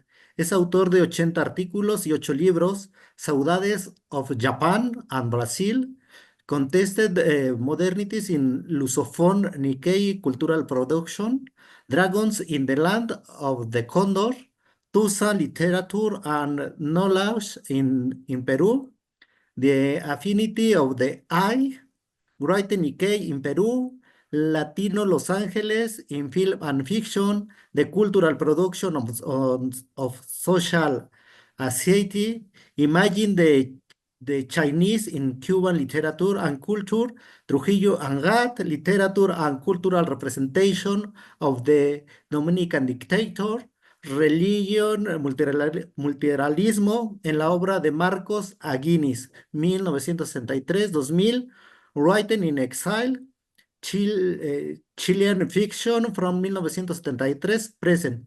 Adelante, por favor, doctor Calvo. López Calvo. Muchas, muchas gracias, José Luis. Y quería pedir perdón primeramente por llegar tarde. Tenía otra charla justo antes y no les funcionaba el Zoom, así que se atrasó mucho la cosa y luego tenían un millón de preguntas, así que hice lo posible por conectarme y luego el Zoom me pidió un update, así que por eso llego tan tarde y siento haberme perdido la charla de mi amiga María Montt, a la que admiro y para mí es un honor estar en un panel con ella. Y gracias, por supuesto, a Jaime Ortega por invitarme. Es un honor estar con ustedes. Me pidió Jaime que hablara un poco de las aproximaciones a China desde la cultura en América Latina y, por supuesto, es un tema súper amplio. Creo que tengo 25 minutos más o menos y me costó mucho condensarlo, pero si se quedan con hambre de más, yo tengo digitalizados ilegalmente todos mis textos que ha mencionado José Luis y se los puedo mandar en PDF tranquilamente. Pero bueno, empiezo con el humorístico nombre de Latinoamérica. Se ha hecho referencia desde hace unos años a la influencia de la economía de la República Popular China en Latinoamérica. En efecto, el hecho de que China se haya convertido en una superpotencia económica y militar no solo ha mejorado la autoestima de las comunidades de origen chino de ultramar, sino que también las ha convertido en un potencial intermediario comercial y político entre su patria ancestral y los países de acogida. Por cierto, quería compartir una presentación en PowerPoint, si me permiten, para que vean un poco las fotos de los autores que voy a mencionar, ¿no? Quizás influidas por esta nueva autoconfianza, la producción cultural sino-latinoamericana en estado embriónico durante décadas se halla ahora en plena ebullición, ¿no? Yo acabo de publicar dos antologías, una de autores peruanos de origen chino y otra de autores latinoamericanos de origen chino, una con 36 autores y otra con 26, la mayoría de ellos muy jóvenes, o sea que ha despegado por fin, digamos, ¿no? Estas son dos de las autoras clave, a la izquierda Julia Wong, que acaba de fallecer en Portugal, y Sui Yun, dos poetas sobre todo, pero Julia Wong también escribió prosa, de origen chino, una de Lima, la otra de la selva de Iquitos, y ellos han expresado que son conscientes, plenamente conscientes de que esta nueva influencia económica y política de la República Popular China en Latinoamérica ha cambiado la imagen de estas comunidades étnicas chinas, ¿no? Y que probablemente también cambiará su peso político en cada país y esperemos que también la influencia de su literatura. Por otra parte, la crítica francesa Isabel Lozán Herrera ha comentado la posibilidad de que los chinos étnicos en Perú, o tusanes, ¿no?, como se llaman ellos mismos, Tusán viene de Tushan, que es locally born, nacido localmente, nacido en el país, ¿no? Y así se llaman tusanes. Ahora, antes era solo en Perú y ahora también en el resto de Latinoamérica se empiezan a llamar así, ¿no? Y dicen los Herrera que existe la posibilidad de que estos chinos étnicos en Perú y otros países puedan llegar a resentir la excesiva influencia de China en sus asuntos locales, algo que de hecho a mí me consta, lo he visto hablando con la gente allí en Lima, y de hecho la creación de la Asociación Peruano-China, liderada por Erasmo Wong, que tienen ahí en la foto a la derecha, Me consta que se creó precisamente para contrarrestar el creciente poder de las corporaciones chinas continentales y la influencia de los nuevos empresarios inmigrantes que se hacían con el poder en todas las asociaciones chinas en Perú, en parte porque increíblemente hasta no hace mucho era condición que tenías que haber nacido en China para ser director, ¿no? Eso ya afortunadamente ha cambiado. Pero crearon esta asociación un poco para decir, bueno, llevamos aquí 3 o 4 generaciones, no nos tiene que decir la gente de fuera qué es lo que tenemos que hacer, ¿no? Pasando a la prensa española, ¿no? En el periódico El País de Madrid, eh, en el 2015 se publicó un curioso artículo, Viva la Chinoamérica, de ahí les copié el título de la Chinoamérica para mi antología, y Santiago Cantón, que era el director ejecutivo de la Robert Kennedy Human Rights Association, se lamenta de lo que él considera los posibles efectos negativos que podría tener el poderío e influencia económicos de China en Latinoamérica para los derechos humanos y la democracia. Si bien tilda la inversión china en la región de necesaria, lo cierto es que la evidencia que ofrece su artículo, incluyendo el hecho de que dicha inversión se multiplicará por 20 en los 15 primeros años del siglo XXI, se presenta en tono de alarma, ¿no? Por una parte, necesitamos el dinero, qué bien que invierten; por otra parte, qué alarma que nos van a perjudicar en términos de democracia y de derechos humanos. Esa es la idea del artículo, ¿no?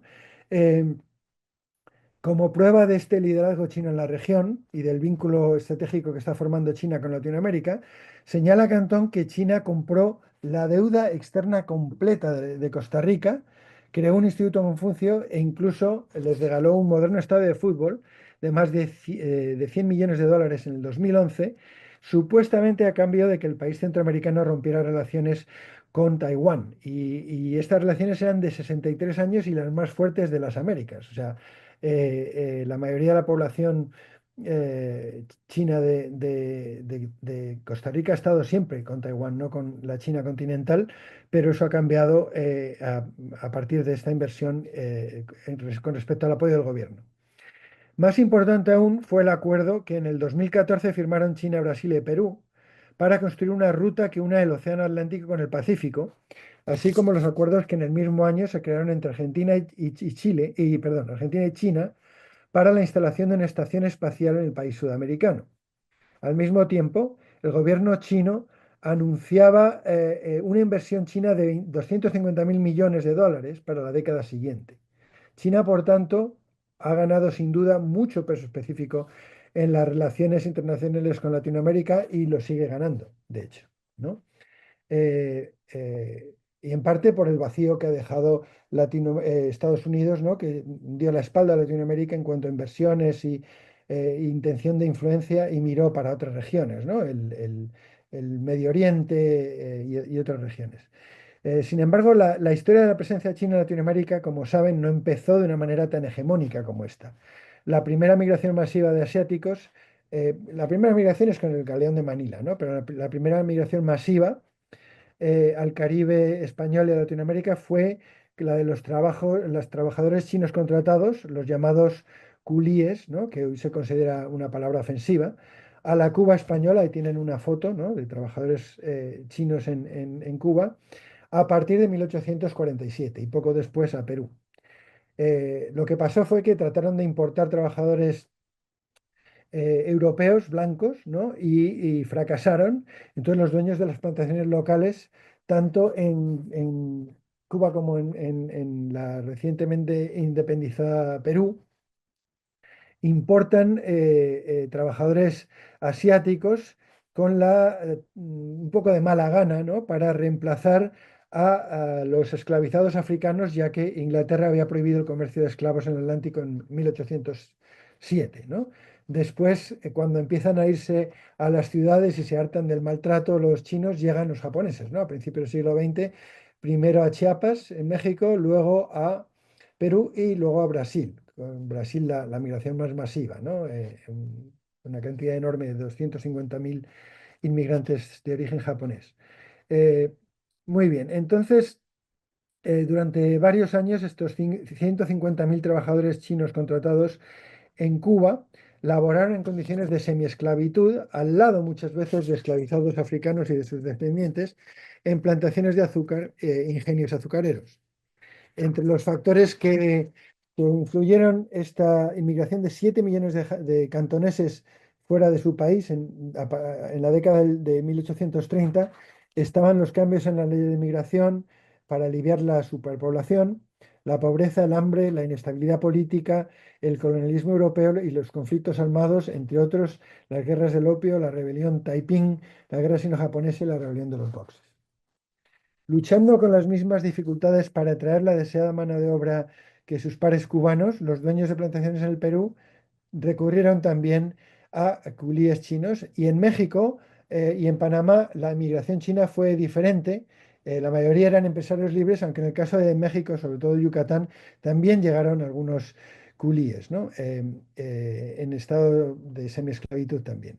Bueno, entonces, tanto en Cuba como en Perú, México, Brasil, Panamá, estos inmigrantes chinos hicieron importantísimas contribuciones al desarrollo agrícola de esos países y después a la economía en general y a la cultura.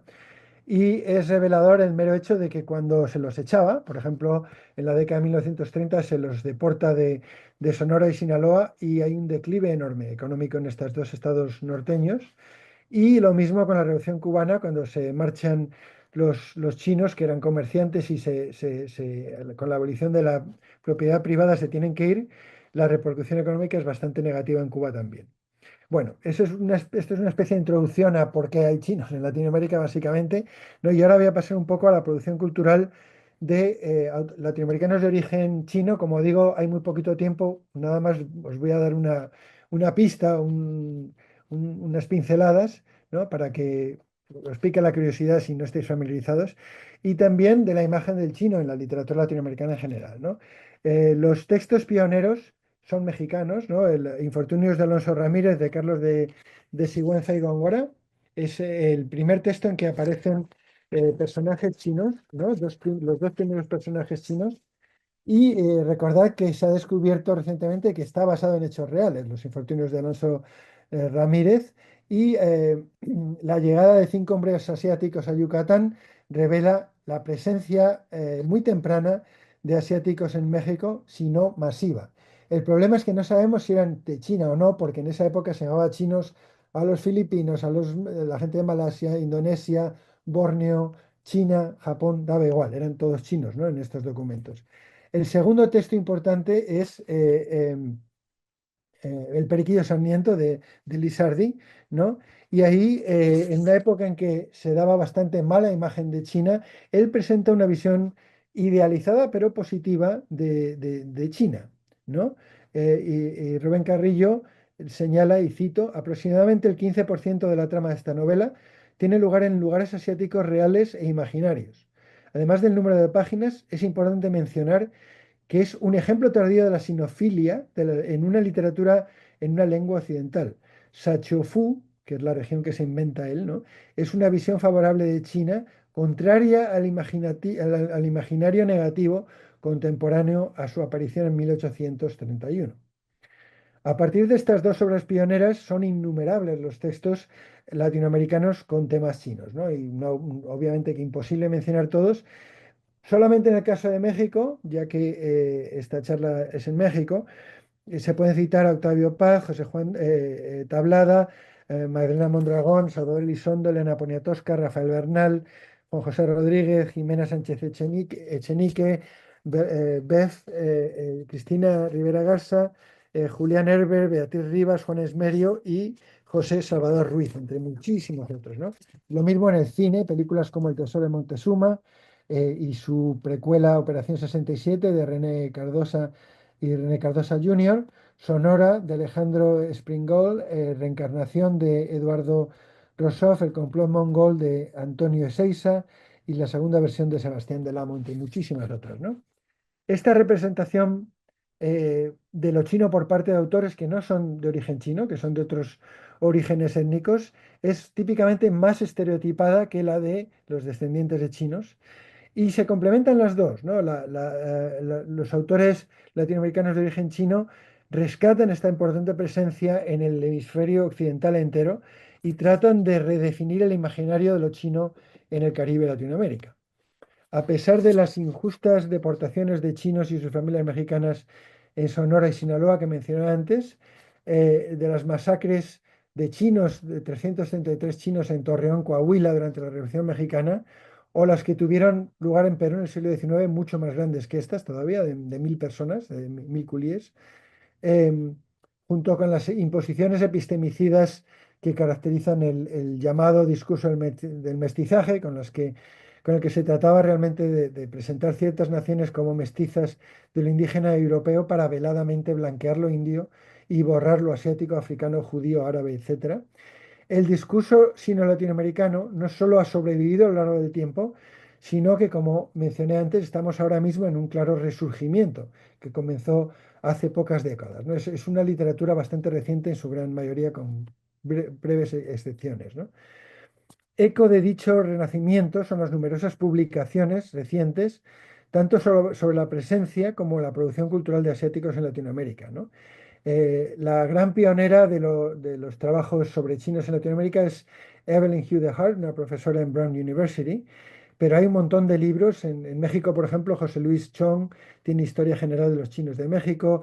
Hay libros de Ivonne Virginia Campos Rico y Ricardo Martínez Esquivel, de Ricardo Ham, de Ivonne Campos, y luego en inglés muchos otros también. Aquí pueden ver algunos, ¿no? A ver.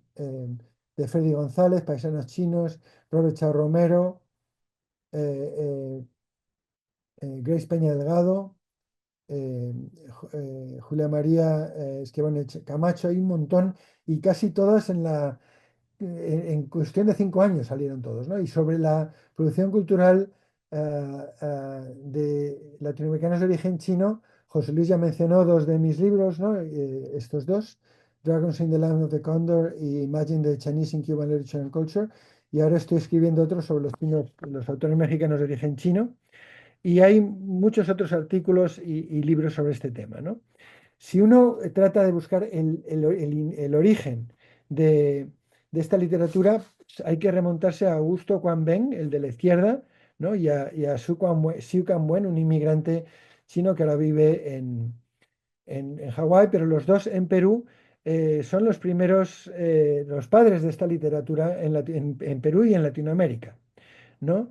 El mero hecho de ser de descendencia china no significa que uno tenga que escribir sobre lo chino necesariamente, ¿no? Unos sí se hacen eco de esta herencia china, pero otros obviamente que no. Lo importante es reconocer la heterogeneidad y la riqueza de esta producción cultural, que no se puede reducir a un solo enfoque o tema, ¿no? Estas son las dos antologías que mencioné antes, que publiqué en 2022. La de la izquierda, Latinoamérica, 36 autores, me parece, y la derecha, Hojas sobre las raíces, solamente en Perú, 20 y pico autores de origen chino, que coedité con Rodrigo Campos.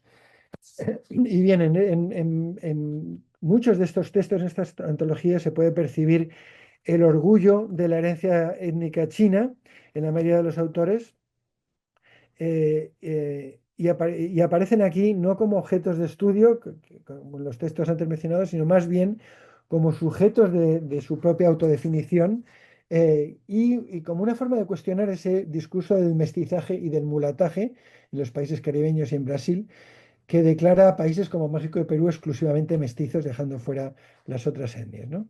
Ellos celebran la hibridez de lo criollo y de lo chino, y tratan de historizar el sufrido pasado de sus ancestros, tanto de culíes como después, afirmando a la vez su latinoamericanidad desde el prisma de cosmovisiones no eurocéntricas, ¿no? Entonces, a la vez que defienden su diferencia cultural, también tratan de integrarse por medio de la literatura a este discurso o proyecto nacional.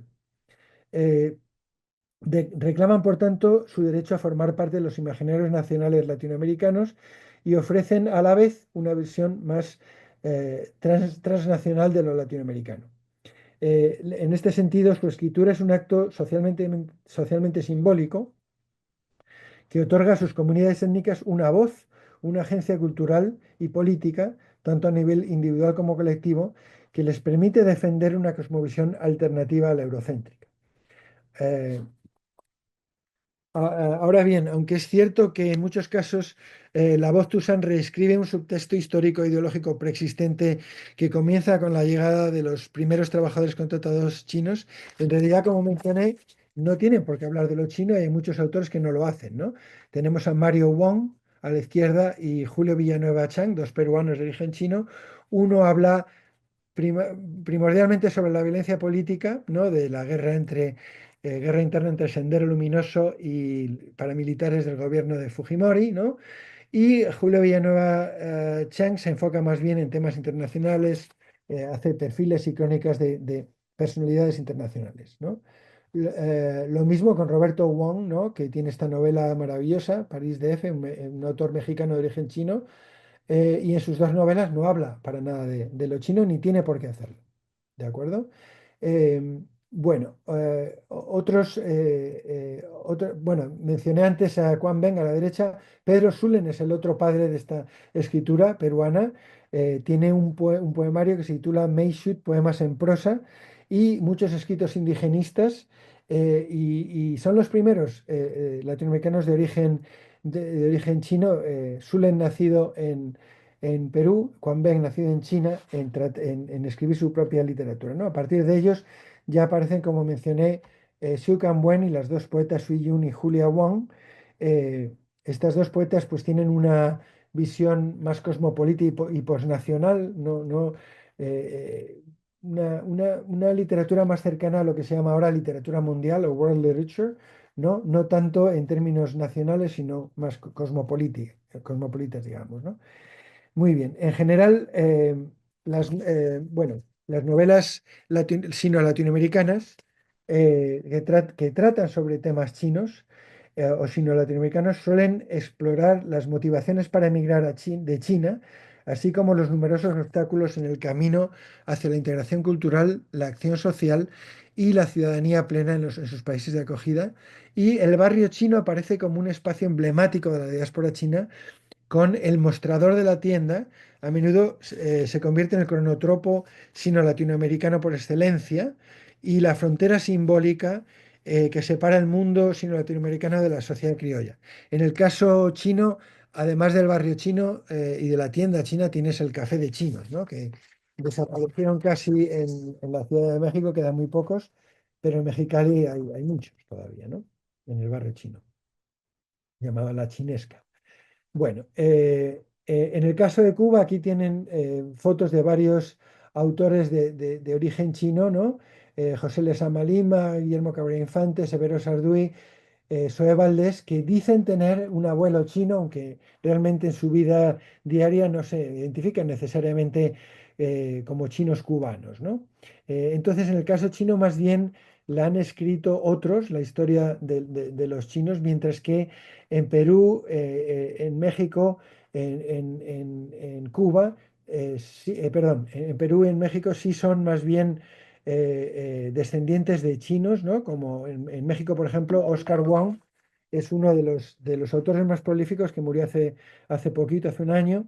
Sergio Lo, que también murió, Roberto Rico Chong, un poeta de Chiapas, el cuentista Sergio Fong, es un editor de editoriales cartoneras y hace una especie de literatura de barrio, ¿no? De las clases bajas, y Selfa Cheu, que también escribe sobre lo asiático, ¿no? Son todos ellos descendientes de chinos, escritores mexicanos. El más prolífico, como decía, Oscar Wong, y como muestra y ya termino, de este orgullo chino, ¿no? De algunos de estos escritores, Oscar Wong, que murió en el 2020, en un discurso que leyó durante un evento en la Ciudad de México que conmemoraba sus 30 años como poeta, dijo: Cito, es cierto que me siento agradecido a la vida por mi linaje, por mis orígenes dinásticos, sobre todo porque tuve un padre que veía el mundo no con la óptica, dice él, tosca y hasta grosera de los occidentales, sino con la sabiduría milenaria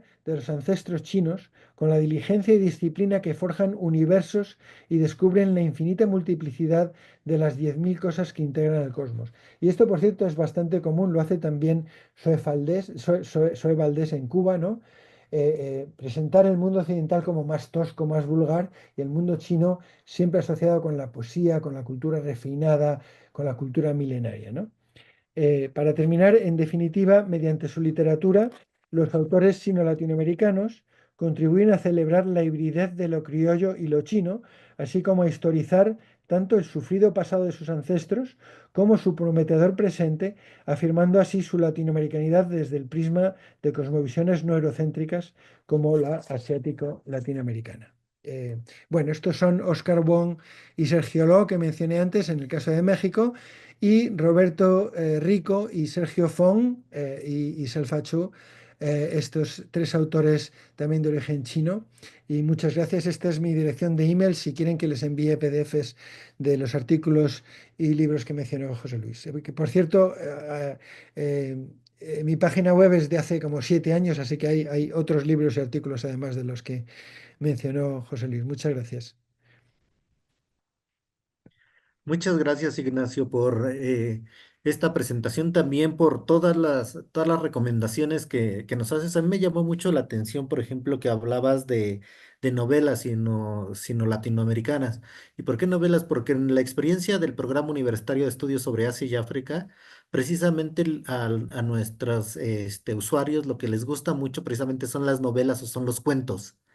De hecho, les cuento aquí, te cuento a ti y también aquí a la audiencia, que en el PUE editamos un par de libros son dos, se titula Lee el Inmortal Desterrado, compone una misiva que hace temblar a los bárbaros, y es una traducción del chino al español. Está en bilingüe, tanto en chino como en español.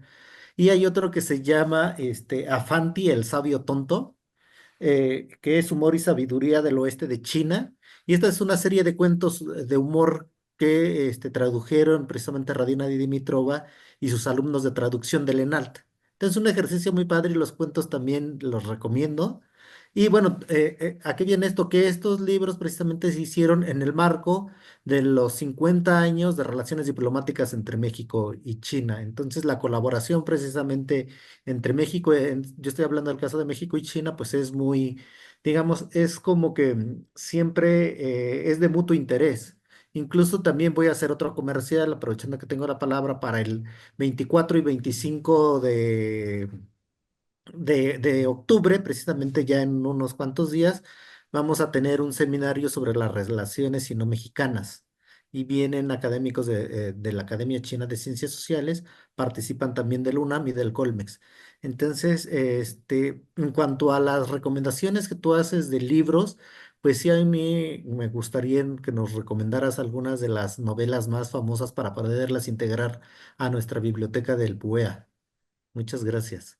Bueno, enseñé, no sé qué ha pasado, que se me ha ido ahora el PowerPoint, pero aquí tienes una, ¿no? No sé si todavía lo podéis ver, ¿lo Sí, podéis? Roberto Wong. Roberto Wong tiene dos novelas y un libro de cuentos. Es un excelente escritor y os lo recomiendo. No trata el tema chino. Esta novela es muy, muy curiosa. Es sobre un dependiente de una farmacia que lo atraca un bandido y el bandido es idéntico a él. Entonces empieza a obsesionar con este bandido y pone un mapa de la Ciudad de México encima de la ciudad de París y ve coincidencias, ¿no? De monumentos que tienen que ver el uno con el otro y se obsesiona con querer ser escritor y el sueño de ir a París que tiene todo escritor, ¿no? Una novela muy original.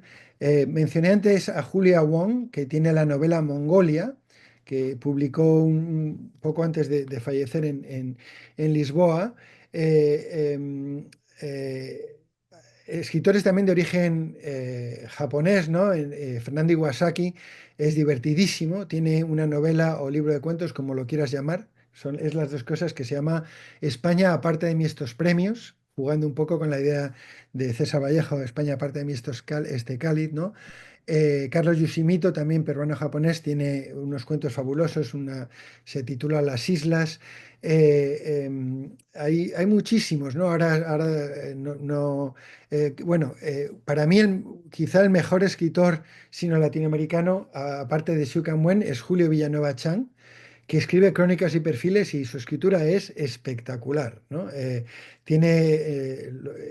un excelente escritor La pega que le pongo es que publica poco, es un poco como el Juan Rulfo peruano, pero sus colecciones de crónicas y perfiles son espectaculares, fabulosas. Yo acabo de escribir un artículo sobre él que les puedo mandar. La novela de Mario Wong es posmoderna, sobre la violencia política, difícil de leer, no sé si recomendarla, vais a sufrir, ¿no? Y bueno, Xu Kangwen, ¿no? Es el más conocido de todos los escritores sino-peruanos y quizás sino-latinoamericanos, que tiene un montón de novelas. El mejor libro para mí de él es El tramo final, una colección de cuentos sobre la vida de los tenderos chinos en el barrio chino de Lima, en Rímac, donde nació él. Y es una cosa fabulosa, ¿no? El desfase generacional entre padres y hijos, padres inmigrantes chinos y hijos tusanes, que no se entienden, ¿no? Son de diferentes culturas y no se entienden. Ningún hijo quiere ser tendero, como los padres, quieren ser estudiantes, ¿no? Quizá empezar por ahí, ¿no? Xu Wen tiene un montón de novelas, él mismo se las ha traducido al inglés, y pasar a Julio Villanueva Chang. En México hay una poeta increíble que se llama Akane, es una inmigrante japonesa que escribió en japonés y ahora se ha traducido al español e inglés, sus haikus, y con unos colegas estamos traduciendo se han traducido los tankas y ahora estamos traduciendo los haikus, ¿no? Y es una poco conocida, pero si pones Akane, Akane, te salen sus dos antologías en español e inglés en internet y te recomiendo que las compres. Buenísima poesía, ¿no? Y te puedo mandar una lista gigantesca. Ahora mismo acabo de dar dos charlas y tengo el cerebro un poquito frito, no me salen más novelas.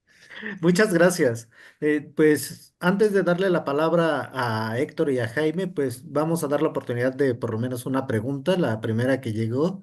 Y aquí pregunta Julio Córdoba. ¿Sabe qué papel tienen los chinos mencionados en la obra de Carlos Sigüenza y Góngora? Sí, a ver, ¿dónde vuelvo hacia atrás? Eh, a ver, ¿dónde lo mencionaba? Es curioso porque es una pieza clave del nacionalismo mexicano, ¿no? Y ahí, como decía, aparecen los dos primeros personajes chinos. eh, eh, y lo interesante es que está basado en hechos reales y es unos personajes que van en el Galán de Manila a Filipinas y al final pasan a China, y cuando consiguen por fin volver a México por Yucatán después de haber sido esclavizados y haber pasado un montón de peripecias, ¿no?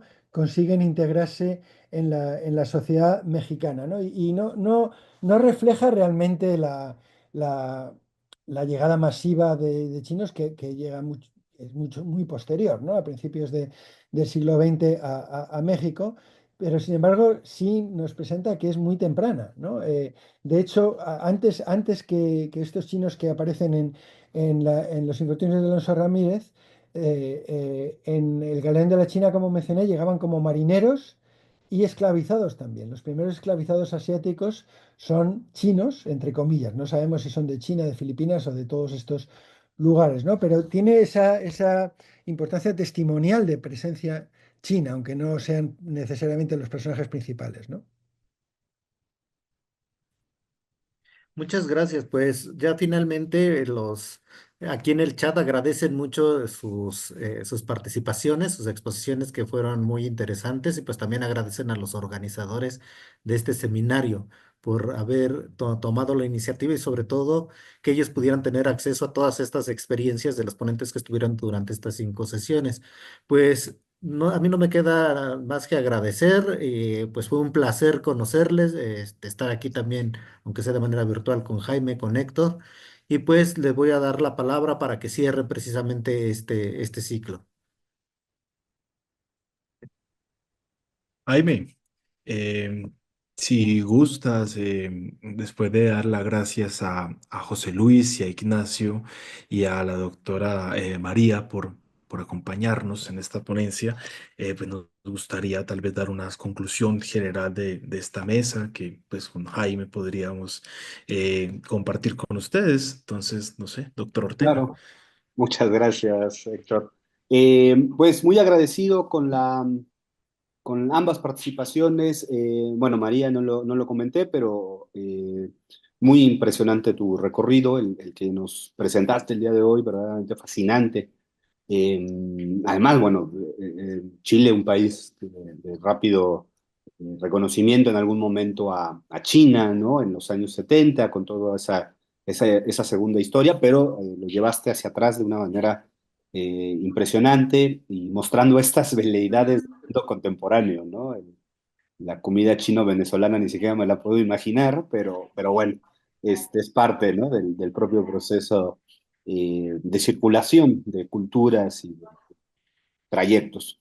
Y a Ignacio, que es un queridísimo amigo, Y, y gusto coautor, y verte, coautor. y coautor, además hemos escrito juntos, muy particular No, agradecerte mucho, Ignacio, yo sé que estabas muy ocupado y que, bueno, literalmente estuviste en 3 lugares a menos de 2 horas, pero agradecerte mucho, la verdad es que siempre me ha sorprendido tu capacidad de lectura y tu conocimiento eh, tan profundo de la literatura. Yo me siento un poco avergonzado de no conocer a los autores, en el caso mexicano, ¿no? Porque no los conozco, ¿no? No tengo esa radiografía Es que no te sientas avergonzado porque no son muy conocidos, ¿no? En general, la literatura asiático-latinoamericana es minoritaria en sus propios países, ¿no? claro, claro. Bueno, pero en verdad agradecer, creo que ha sido una mesa que ha demostrado, ¿no? Esta diversidad cultural, estos intercambios más allá de los cánones, de los canales tradicionales, más allá incluso de lo que Héctor y yo estudiamos muchas veces, que es más bien político ideológico, pero que nos deja un panorama excelso, ¿no? Y creo que es un cierre de esta sesión, de este ciclo, muy pertinente, muy enriquecedor, muy original, además, ¿no? Y bueno, pues agradecerles, ¿no? Y agradecerle aquí al compañero José Luis, a la Universidad Autónoma Metropolitana, Unidad Xochimilco, al Programa Universitario de Estudios de Asia y África, por supuesto, y a la Facultad de Ciencias Políticas, que nos pusieron todas las facilidades, a Brian, que es el que está atrás de este proceso técnico. Y pues a mí no me queda nada más que decir, Héctor. Entonces, bueno, como el primer responsable, por favor, si haces el favor de cerrar, te agradeceré. Muchas gracias, Jaime. Pues ya que Jaime nos mencionaba los agradecimientos personales a los ponentes de esta sesión, quisiera hacer una breve conclusión general, ¿no? De lo que ha sido este seminario y cómo este derrotero a lo largo de estas 5 semanas nos ha traído a las ponencias de la doctora Montt y el doctor López Calvo. Señalar que el enfoque por el que apostamos Jaime y yo cuando planteamos este seminario era salirnos precisamente un poco de nuestra área de manejo más usual, digamos, ¿no? Que es la cuestión político-ideológica, ¿no? De China, de América Latina, en la década de los 60 a los 70, una cuestión muy acotada en torno al maoísmo. Sin embargo, el acercarnos a esta cuestión nos llevó a ver que la relación con China no comenzaba con el maoísmo naturalmente, pero que la forma de acercarse al maoísmo partía de muchos puntos muy distintos y que el interés creciente por el maoísmo, que tratamos en la primera mesa con la ponencia de Ricardo y el propio Jaime, nos venía a mostrar que cruzaba por muchas cuestiones coyunturales actuales, ¿no? Que este interés creciente por China entonces venía expresándose en distintos lados y que la posibilidad de plantearnos un seminario sobre el maoísmo no iba a lograr alcanzar a dar cuenta de la interpretación, ¿no? De la realidad del acercamiento a China y que para comprender el propio maoísmo era necesario salirnos de él y acercarnos a otras visiones, ¿no? En esa misma lógica, la posibilidad de contar con especialistas chinos en algunas de nuestras mesas que estudian historia de América Latina con lo problemático, como señalaba la doctora Montt, que puede ser este mismo concepto, esta categoría, pero tener especialistas chinos pensando la región nos da una perspectiva distinta de nuestras propias historias nacionales o historias locales o regionales, según hubiera sido el caso, y que en la segunda sesión de nuestro seminario tuvimos la posibilidad de tener a dos historiadores opinando sobre aspectos muy puntuales de la historia reciente de América Latina, particularmente de México y de la frontera de las relaciones de Estados Unidos con la frontera sur, frontera norte mexicana. En esa misma lógica, la comprensión de China como un actor global actual, no puede ser vista fuera de una esfera de largo aliento de su diplomacia, ¿no? Una diplomacia que se ha expresado por distintos canales y que en la tercera sesión del seminario vimos en dos momentos, ¿no? Una a partir de una reconstrucción histórica de la diplomacia del panda en México en la década de los 70, en donde una discusión sobre la compra de semillas termina manifestándose en la llegada de dos osos pandas al zoológico de Chapultepec y de la presencia compleja de la relación de China en la década de los 90 con, con la dictadura de Fujimori en el Perú, lo cual nos dio paso a la sesión cuarta la semana pasada, que recordarán fue sobre la forma en que la relación de China se expresa en términos económicos en la historia contemporánea, ¿no? Donde vimos el caso venezolano y cómo la relación con China da cuenta de los distintos momentos por los que ha pasado la hermana república, ¿no? En su proceso económico y político, ¿no? Particularmente en las últimas décadas, y cómo ello se refleja en la cuestión china. Y como señalaba al principio de esta mesa, importante señalar que es no solamente de pan vive el hombre, sino que hay una historia cultural, una relación que se esparce, ¿no? A lo largo del tiempo y que nos permite ir encontrando objetos que van dando cuenta de esta relación, objetos que podemos encontrar en distintos momentos, en distintos países y que pueden ir adornando de distinta forma las colecciones de un museo, como lo señaló la doctora Montt, para dar cuenta de esta larguísima relación o que pueden poblar las páginas de la novela latinoamericana, en un capítulo nuevo de la literatura latinoamericana que puede ser la escrita, o que es la escrita mejor, por los descendientes de chinos en distintas generaciones. Creo que estas palabras que nos dio Jaime y que he venido a complementar con esta percepción general del evento nos dan cuenta de lo que ha sido el objetivo de este seminario, bastante heterodoxo, bastante interdisciplinar, con una temporalidad eh, extensa, pero hay veces es necesario ser interdisciplinar, tener una temporalidad extensa y porque ello pues nos puede dar una posibilidad de aproximación heterodoxa a esta complejísima relación con China.